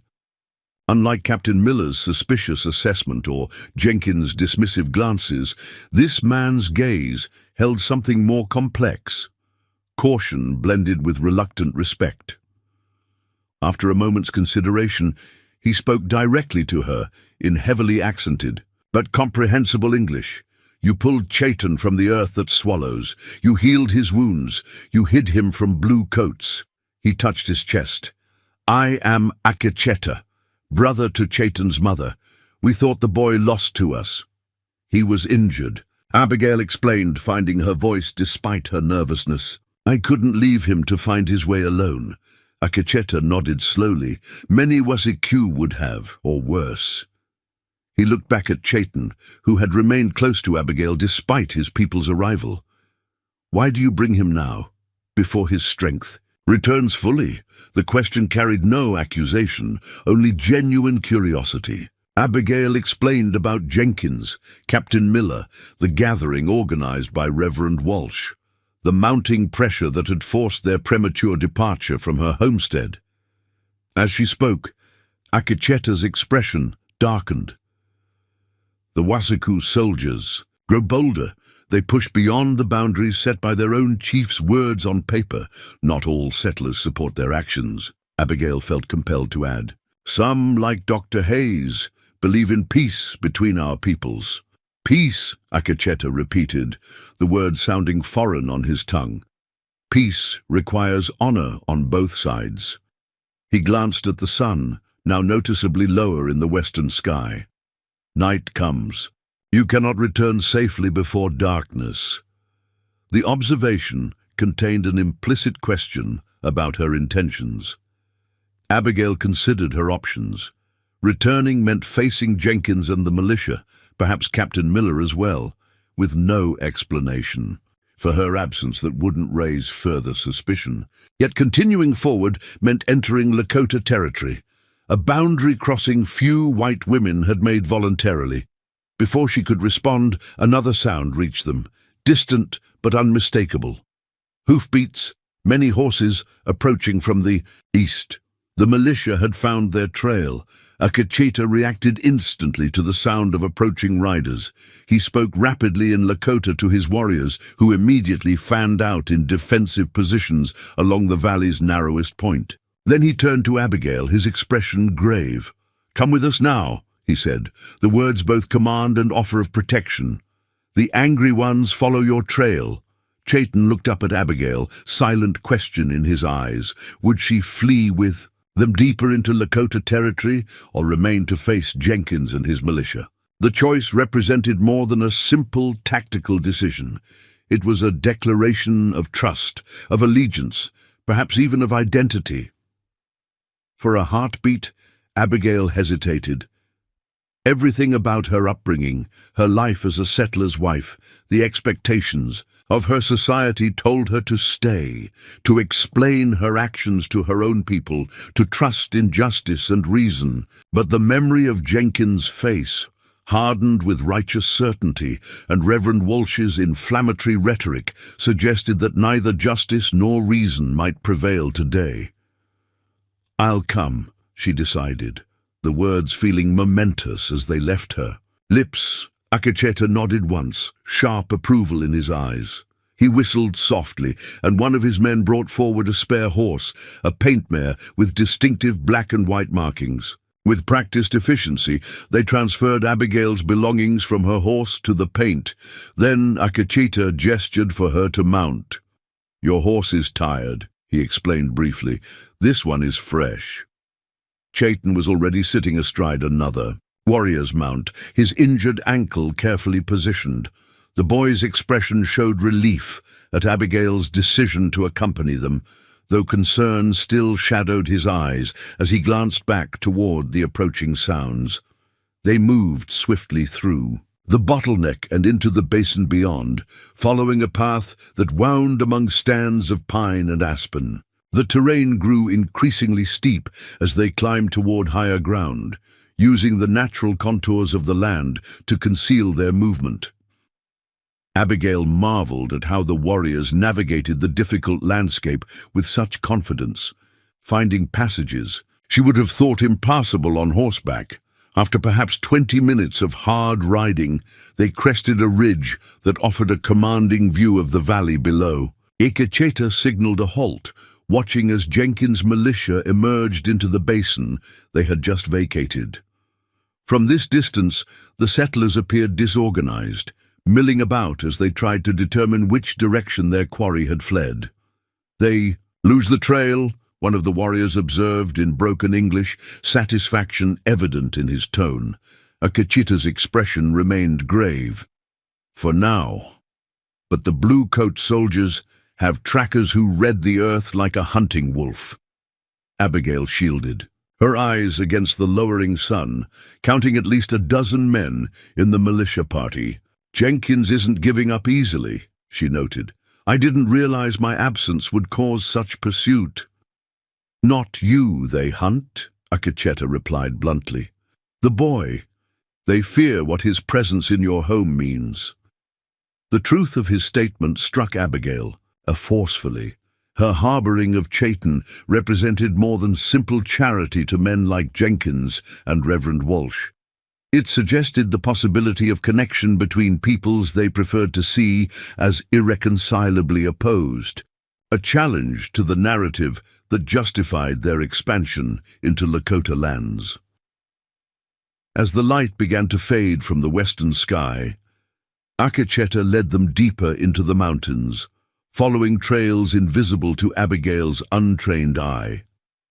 The terrain became increasingly rugged, all pretense of established paths disappearing as they navigated through narrow passages between towering rock formations. Occasionally, Quicksand would pause to send brief mirror signals that received answering flashes from distant points. Sentries, Abigail realized, establishing their identity and intentions long before they would reach the main camp. Twilight had deepened into true darkness when they finally descended into a sheltered valley nestled among the hills. The Lakota encampment appeared first as pinpricks of firelight against the gathering gloom, then gradually resolved into the distinct shapes of teepees arranged in a circular pattern. As they approached, Abigail felt a growing apprehension. She would be the first white woman many of these people had seen up close, certainly the first to enter their camp voluntarily. Their arrival caused immediate stir. Women emerged from teepees, children gathered in curious clusters, and several elder men approached with the measured dignity of leadership. Chayton was immediately surrounded by people reaching to touch him, voices raised in what sounded like prayers or thanksgiving. A woman pushed through the crowd, similar enough to Chayton in feature that her identity was unmistakable even before she gathered the boy into a fierce embrace. Abigail remained mounted, acutely aware of the attention shifting toward her as the initial joy of Chayton's return gave way to questions about his companion. Quicksand spoke at length to the gathered elders, occasionally gesturing toward her. Though she couldn't understand the words, the cadence suggested he was recounting the story as Chayton had told it to him, her rescue of the boy, her care during his recovery, their flight from the militia. One of the elders, a man whose deeply lined face suggested great age, and whose bearing commanded immediate respect, stepped forward. Unlike Quicksand, he wore more traditional garments, including an elaborate bonnet of eagle feathers that marked him as a person of significant standing. He studied Abigail for a long moment before speaking in Lakota, his words translated by Quicksand. Mapia Luta Red Cloud asks why a white woman would risk herself for a Lakota child. Why would you defy your own people to protect one of ours?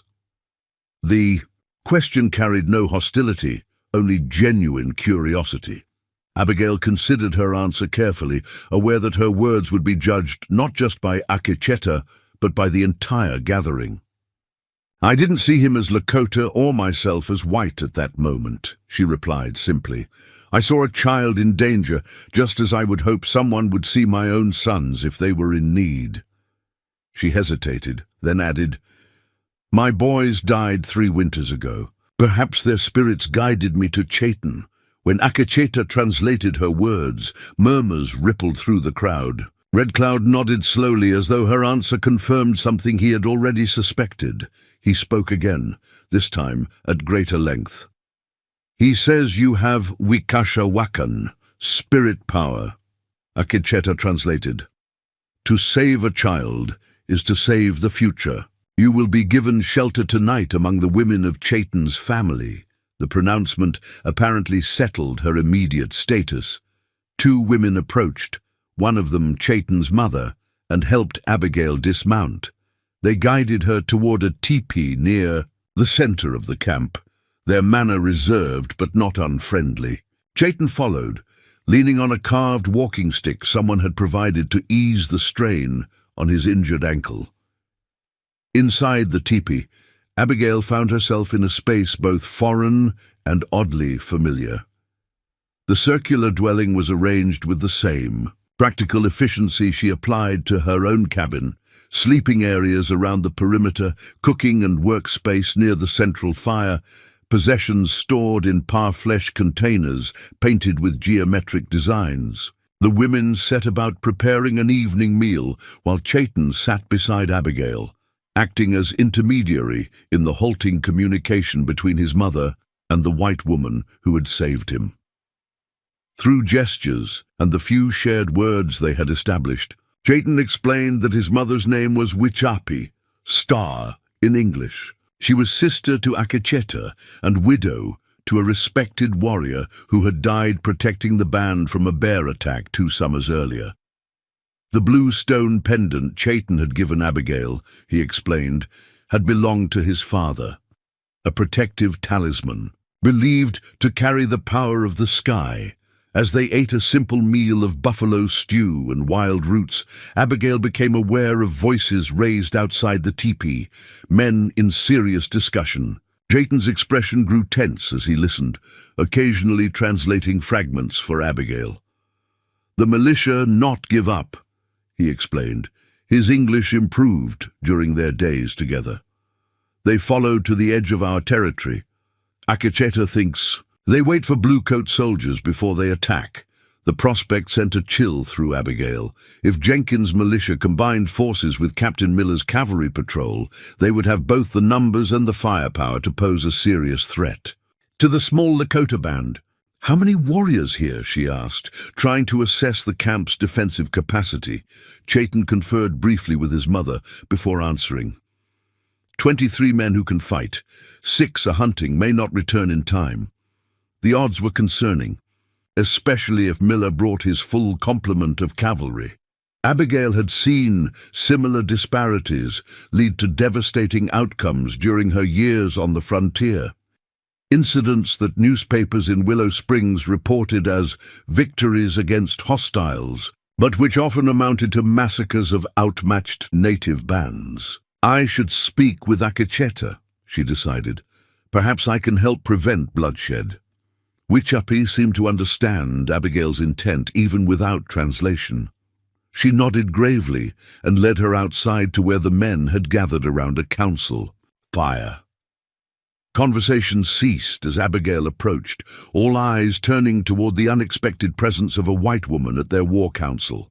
Red Cloud gestured for her to join the circle, a significant acknowledgement of respect. Through Akacheta's translation, Abigail learned that scouts had confirmed her fears. Jenkins' militia had made camp at the edge of Lakota territory, and riders had been sent east, presumably to request cavalry support. "When the sun rises, they will come," Akacheta explained. "They will demand the boy, claim you were taken against your will." "I can speak to them," Abigail offered. "Tell them the truth, that I helped Chaitan voluntarily, that no one forced me to come here." Red Cloud's response, once translated, carried weary skepticism. "Truth matters little to men who have already decided what they wish to believe. They will say you speak under duress, or that you have been bewitched by savage magic." The old, Chief's use of settler terminology held bitter irony. "Then what can be done?" Abigail asked. "I don't want blood shed because of my actions." Akecheta conferred with the other warriors before responding. "We could move the camp tonight. Travel north to join the larger bands near Pahasapa, the Black Hills. But many here are too old or too young for swift travel. And to abandon our hunting grounds means hunger later." The dilemma was painfully familiar to Abigail. Throughout the territory, Lakota bands face similar impossible choices: flee their ancestral lands and face starvation, or stand their ground and risk violent confrontation with ever-expanding settler populations. As the council continued debating options, a young warrior hurried into the circle, speaking rapidly in Lakota.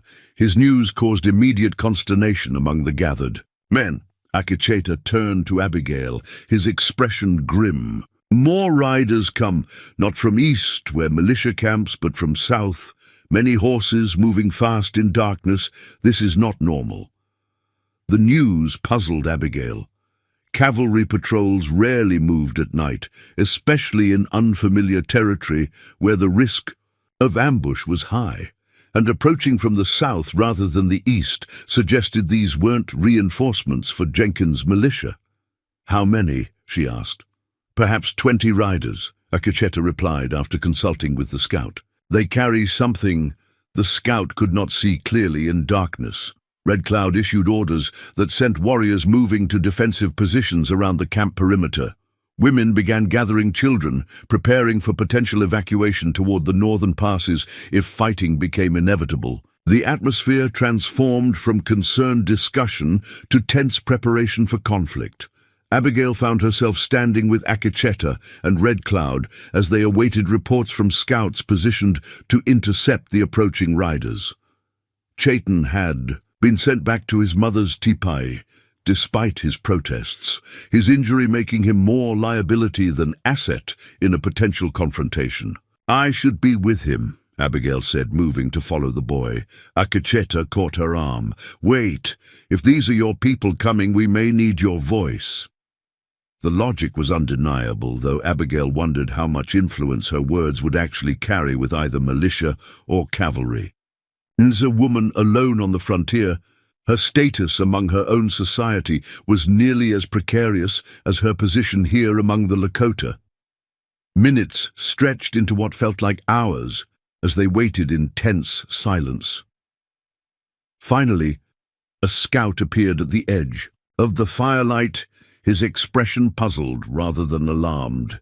He spoke rapidly to Red Cloud, whose weathered face registered first surprise, then cautious interest. "What is it?" Abigail asked Akecheta. "The riders, they are Wasiku, but not soldiers, not militia. They ask to approach under truce." "Who are they then?" Abigail pressed, confused by this unexpected development. Before Akecheta could answer, Red Cloud made a decision, gesturing for the scout to bring the visitors forward. He spoke briefly to Abigail. "They ask for you by name," Akecheta translated, watching her reaction carefully. "They say they come as friends to both peoples." Bewilderment left Abigail speechless as she tried to imagine who might have followed her trail, claiming friendship with both settlers and Lakota. The answer emerged from the darkness minutes later as the first riders entered the circle of firelight. Dr. Hayes rode at the lead, his white hair gleaming in the flickering light. Beside him sat Margaret Walsh, her practical riding clothes a stark contrast to the formal dresses she wore as the Reverend's wife at settler gatherings. Behind them came a procession that explained the scouts' confusion. Nearly 20 riders, a mixture of settler men Abigail recognized from Willow Springs and, surprisingly, several Lakota individuals dressed in a combination of native and settler clothing.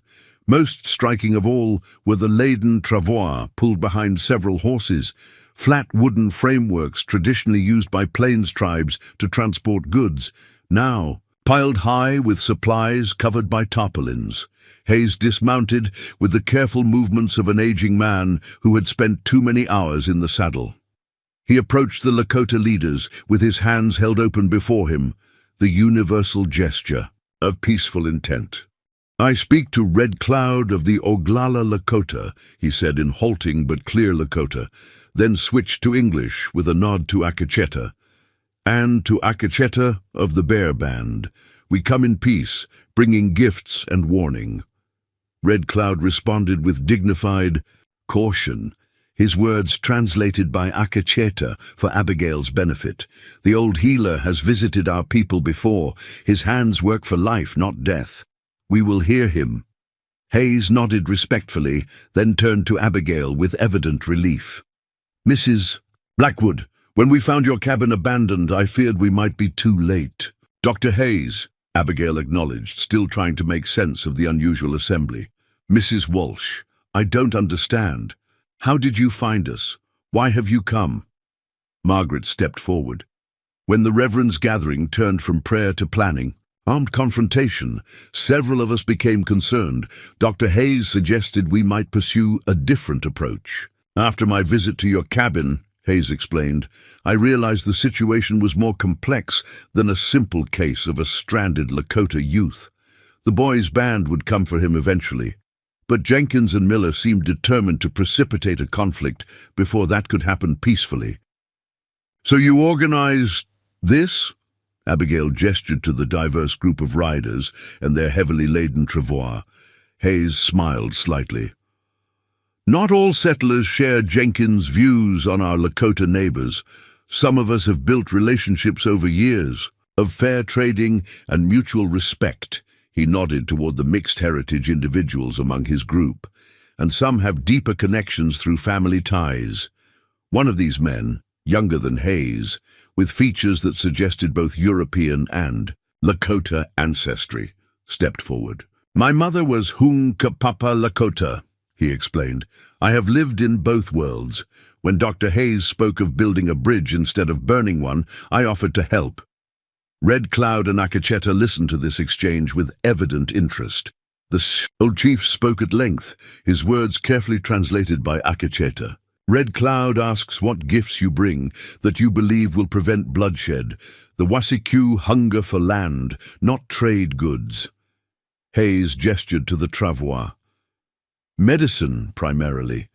Vaccines against the spotted sickness that has devastated many bands. Tools for agriculture that can supplement hunting as the buffalo grow scarcer. Seeds for crops that thrive in this soil." He paused, then added with significant emphasis, "and information. Maps showing the precise boundaries established in the Fort Laramie Treaty. Copies of the agreement in both English and Lakota, so your people can hold the government to its written promises." This last offer stirred particular interest among the Lakota leaders. Written documentation of treaty boundaries represented powerful leverage in their ongoing struggle to maintain their territories against settler encroachment. "And the warning?" Akacheta asked directly. "Captain Miller has requested reinforcements from Fort Laramie," Margaret replied. "He plans to use the incident with Mrs. Blackwood as justification for a broader action against Lakota bands in this region. Jenkins' militia is merely the advance party, meant to locate your camp while avoiding direct confrontation until the cavalry arrives." The news confirmed Abigail's worst fears. Miller wasn't simply pursuing a missing settler woman. He was using her disappearance as pretext for military action against the Lakota bands who remained in territory coveted by expanding settlements. "When will they come?" Red Cloud asked, his weathered face showing no emotion, though the gravity of the situation was evident in his tone. 2 days, perhaps 3, Hayes estimated. "Time enough for your people to move northward if necessary." He hesitated, glancing at the mixed heritage man who had spoken earlier. The younger man stepped forward again, addressing Red Cloud directly in fluid Lakota. Though Abigail couldn't understand his words, the reaction they produced was immediate, murmurs of surprise and consideration running through the gathered warriors. "What did he say?" she asked Akacheta. "He proposes a different path," Akacheta replied, thoughtful assessment in his expression. "One that neither retreats nor fights, but stands on the rights guaranteed by the Wasikyu's own treaty." a public council, witnessed by many from both sides, where boundaries are reaffirmed and acknowledged. The strategy was audacious in its simplicity, using visibility and the settlers' own legal framework as protection against military action. If enough witnesses from both communities were present, Miller would find it difficult to justify aggression without clear provocation. Red Cloud considered the proposal with the careful deliberation of a leader whose decisions carried life or death consequences for his people. Finally, he spoke again, his words carrying the weight of centuries of wisdom. "Many snows I have seen," Akacheta translated, "many promises made and broken, but never have I seen Wasiku bring gifts to prevent fighting rather than to buy land. Perhaps this is a new path worth testing." The old chief turned to Abigail, studying her with penetrating intensity before speaking directly to her. "You saved one child of our people," Akacheta translated. "Now perhaps you can help save many more. The woman who pulls life from the swallowing earth has strong medicine indeed." As Hayes and the Lakota leaders began discussing the practical details of the proposed council, Abigail found herself standing between worlds, no longer fully part of the settler community she had left behind, not truly belonging to the Lakota band that had offered her sanctuary. Yet somehow, in this liminal space, she had found a purpose that transcended the boundaries of either society. The night deepened around the council fire, stars wheeling overhead in the vast Dakota sky. Tomorrow would bring new challenges, convincing Jenkins' militia to participate rather than attack, preparing the ground for a formal council, establishing protocols that both sides could accept. But for this moment, watching Hayes and Red Cloud find common language despite their differences, Abigail allowed herself to hope that what had begun with saving one boy from Quicksand might somehow contribute to saving many more from the quicksand of hatred and misunderstanding. Dawn broke over the Lakota encampment with streaks of amber and gold that painted the surrounding hills in warm light. Abigail had slept little, her mind too occupied with the events of the previous day and the challenges that lay ahead. She emerged from Wichapi's teepee to find the camp already alive with activity as preparations for the proposed council began in earnest.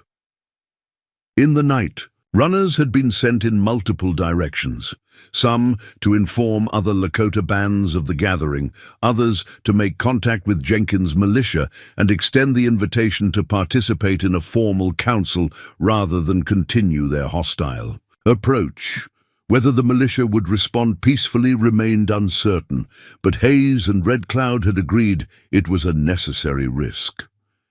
Chayton found Abigail as she stood watching the preparations. The boy's ankle had improved significantly, allowing him to walk with only slight favoring of the injured limb. He carried something wrapped in soft deerskin, a package he presented to her with a solemn ceremony. "For counsel," he explained, his English continuing to improve with practice. "From my mother and the women." Curious, Abigail unwrapped the package to find beautifully crafted clothing. A dress of soft-tanned buckskin adorned with intricate beadwork in patterns of blue and white that echoed the stone pendant she still wore. The garment represented hours of work, certainly prepared long before her arrival at the camp. "It's beautiful," she said, genuinely moved by the gift. "But I don't understand. They couldn't have made this for me." Chayton's expression held the patient tolerance of youth explaining something obvious to an adult. Vision came to the medicine woman before the snow melted. She saw woman between worlds who would speak with a truth voice. "They prepared for your coming." The explanation sent a shiver of something like recognition through Abigail. The dress had been made for someone exactly like her, a woman who would stand between cultures during a time of conflict. Whether this represented genuine prophecy or simply the band's practical preparation for potential diplomatic needs, the result was the same. They had expected someone like her to appear. With Wichapi's help, Abigail changed into the ceremonial dress, marveling at how perfectly it fit her frame.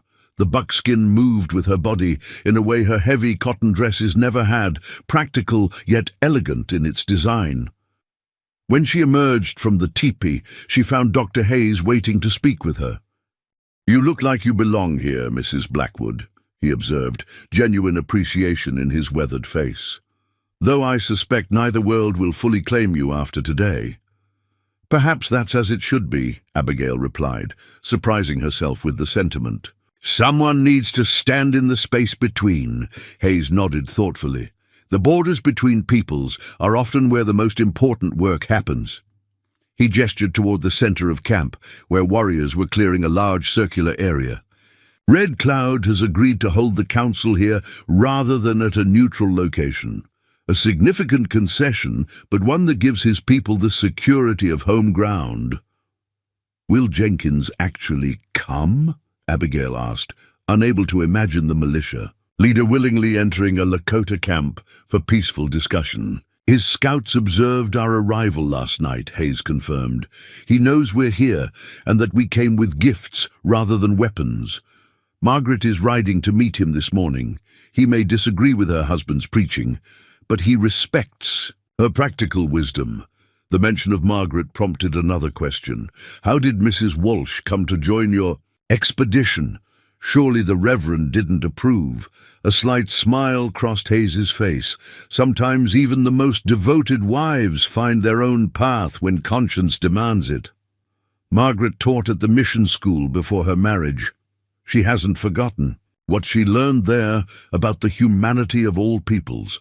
As they spoke, Akecheta approached, his bearing deliberately relaxed, though Abigail had come to recognize the alertness that never fully left his eyes. "The council circle is prepared," he informed them. "Red Cloud asks that you join the elders to discuss how things will proceed." The morning passed in careful preparation. Through Akecheta's translation, Abigail learned the traditional protocols of Lakota councils, who would speak in what order, where participants would sit, how decisions would be signified. Hayes contributed his understanding of what settler representatives would expect, helping to craft a ceremony that would honor both traditions while establishing the seriousness of the proceedings. By midday, scouts reported that Margaret had successfully made contact with Jenkins' militia. After initial resistance, the settler force had agreed to send representatives to the council, though they insisted on maintaining their main force at a defensive distance from the Lakota. "They come with suspicion," Akecheta translated Red Cloud's response.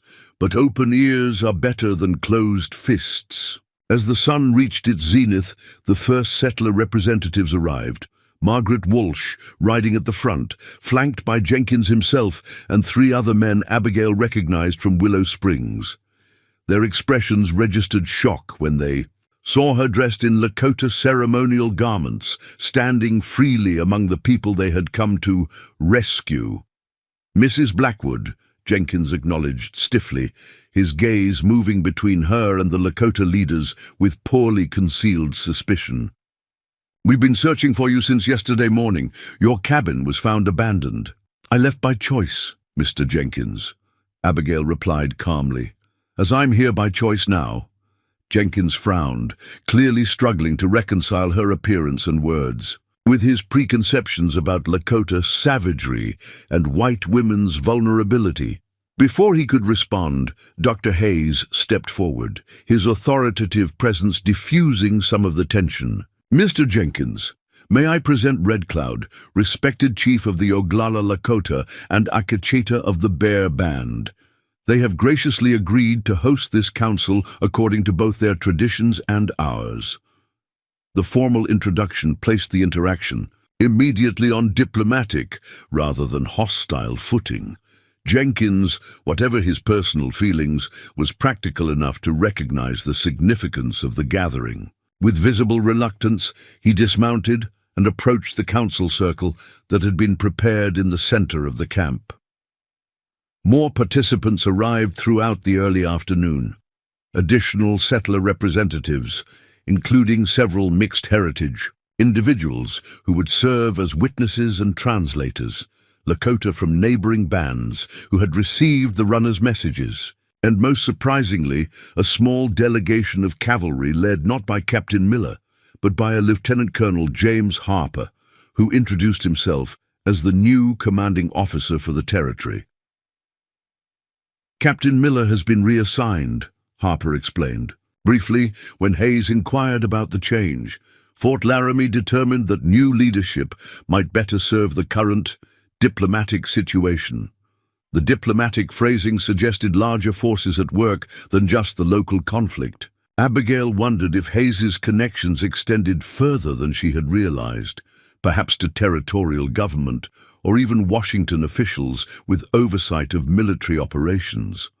By mid-afternoon, nearly 60 people had gathered for a council, an unprecedented assembly of Lakota and settler representatives in a context of peaceful negotiation rather than armed confrontation. Red Cloud opened the proceedings with a ceremonial offering of the sacred pipe, its smoke carrying prayers skyward as he spoke of the land that sustained all peoples.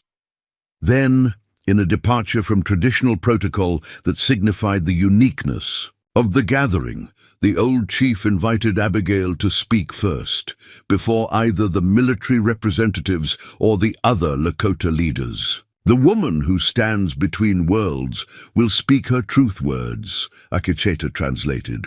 "All will listen with open ears." Finding herself suddenly the focus of all attention, Abigail took a moment to gather her thoughts. The story she needed to tell was simple in its facts, but complex in its implications. She began with finding Chayton in the quicksand, described her decision to help him recover, and explained the circumstances that had led to their flight from her homestead. "I acted as I believe any person of conscience would act," she concluded, her voice carrying clearly across the silent gathering, "not as a settler helping a Lakota or as a white woman helping a native child, but as one human being reaching out to another in need. The boundaries we draw between our peoples are of our own making. They don't exist in the eyes of God or in the natural world around us." Jenkins shifted uncomfortably at this, but others among the settler delegation nodded thoughtfully. Lieutenant Colonel Harper studied her with particular interest, his expression suggesting he was reassessing previous assumptions. When Abigail finished, Chayton rose from his place beside his mother. Without prompting, he recounted his experience. From his perspective, the terror of being trapped in the quicksand, the surprise of being rescued by a Wasikyu woman, and the care he had received in her home. His clear telling, translated by one of the mixed heritage interpreters, moved visibly even the most skeptical listeners. "She protected me from those who would have harmed me," the boy concluded, looking directly at Jenkins. "She risked herself for a child she did not know, from a people she had been taught to fear." Red Cloud spoke next, his weathered voice carrying the weight of decades of leadership through times of profound change. He spoke not of grievances or past conflicts, but of the practical reality facing both peoples, the need to establish clear understanding of boundaries and expectations if peace was to be maintained. "The quicksand that nearly claimed this child is like the hatred that threatens to swallow both our peoples," Akecheta translated the chief's metaphor. "Just as this woman reached out her hand to save one life, perhaps we can reach across our differences to preserve many lives." The council continued through the afternoon, each speaker adding perspective to the discussion. Dr. Hayes outlined his proposal for regular medical exchanges, where both traditional Lakota healers and Western-trained doctors could share knowledge and resources. Margaret Walsh suggested educational initiatives that would respect Lakota traditions while offering children of both communities opportunities to learn from each other. Lieutenant Colonel Harper, when his turn came, surprised many with his pragmatic approach. "The United States Army's responsibility is to maintain peace and enforce established treaties," he stated firmly. "That means holding both settlers and native peoples to the agreed boundaries." Fort Laramie has authorized me to establish a new monitoring protocol for this region, with regular patrols to prevent encroachment from either side. The practical focus on enforcement of existing agreements, rather than expansion of settler territories, represented a significant departure from Captain Miller's approach. Several of the Lakota leaders exchanged glances of cautious approval. As the sun began its descent toward the western mountains, Jenkins finally rose to speak.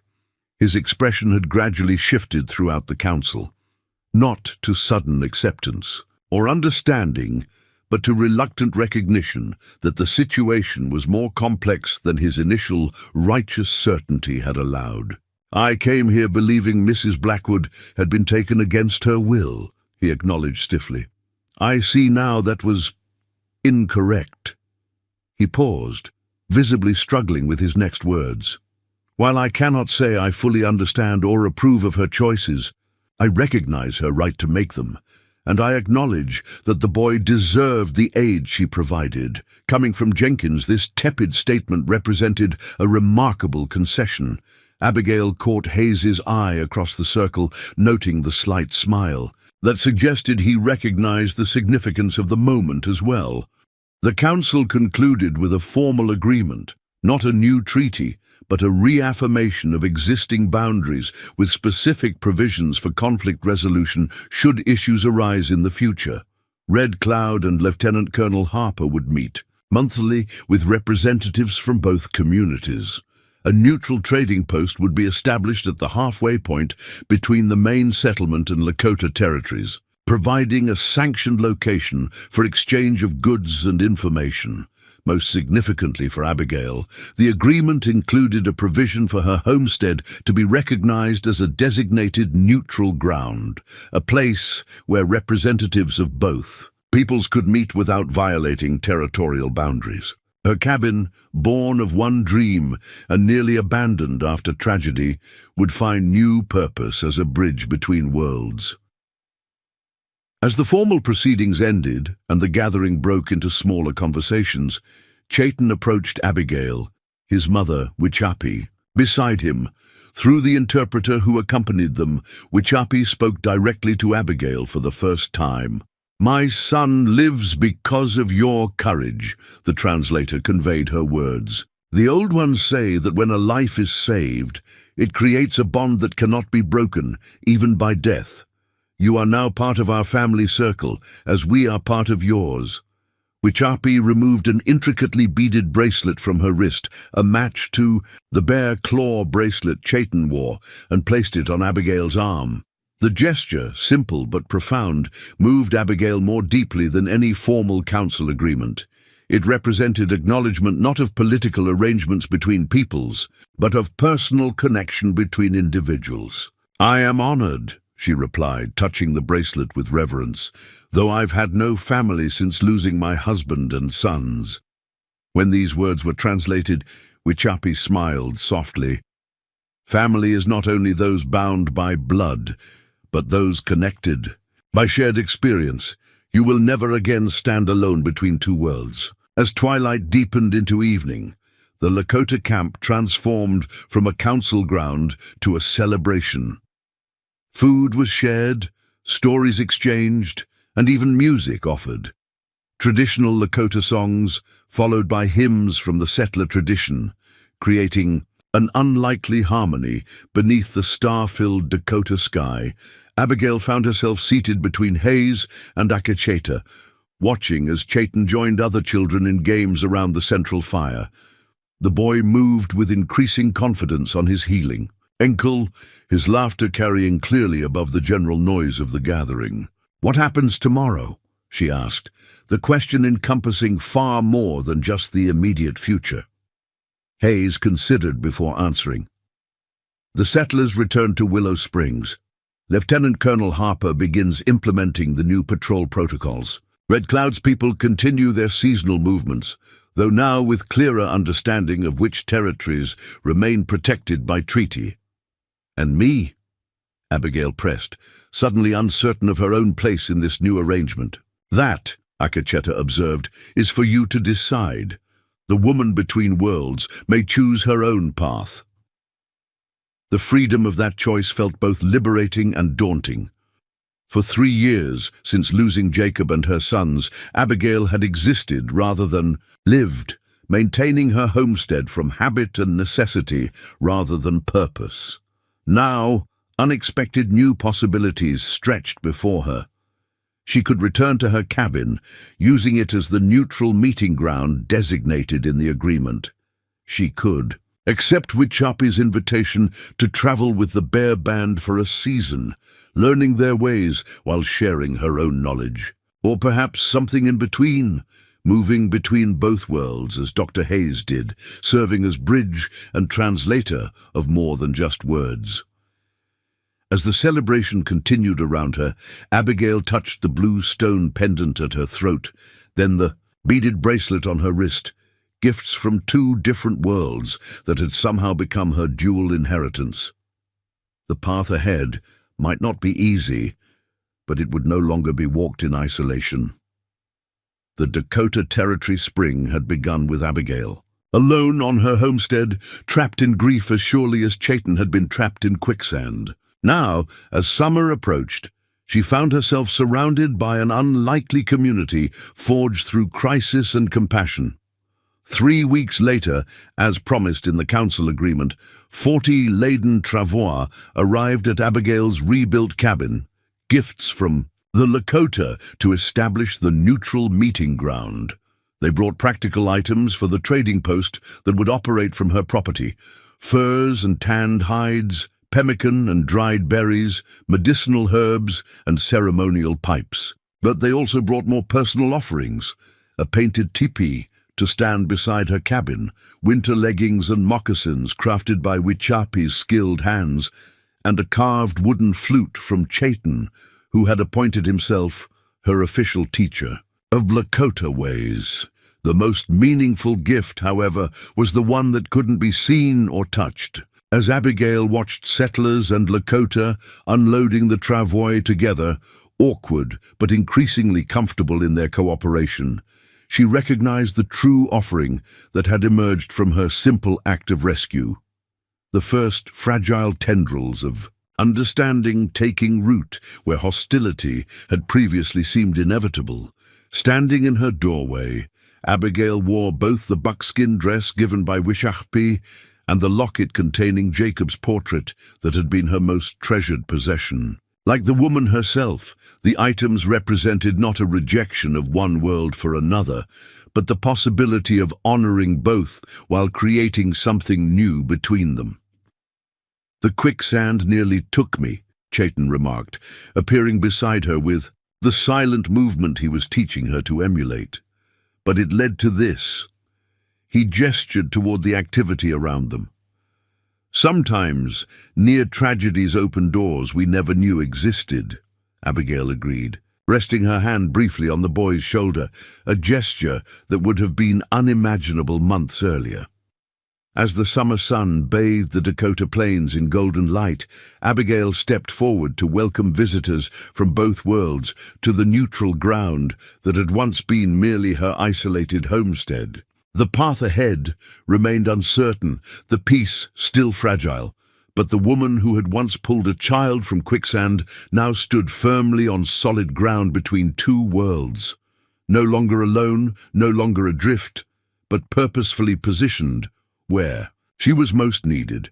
The laden Travois that had arrived like a caravan of possibility now stood empty, their contents distributed among those gathered at this unlikely crossroads. But the true offering they represented, the potential for connection rather than conflict, would continue to unfold in ways none could fully predict, seeded by one woman's simple choice to reach out a hand when she saw a child in need, regardless of the boundaries others had drawn between them. Up next, you've got 2 more standout stories right on your screen. If this one hits the mark, you won't want to pass these up. Just click and check them out, and don't forget to subscribe. And turn on the notification bell so you don't miss any upload from us.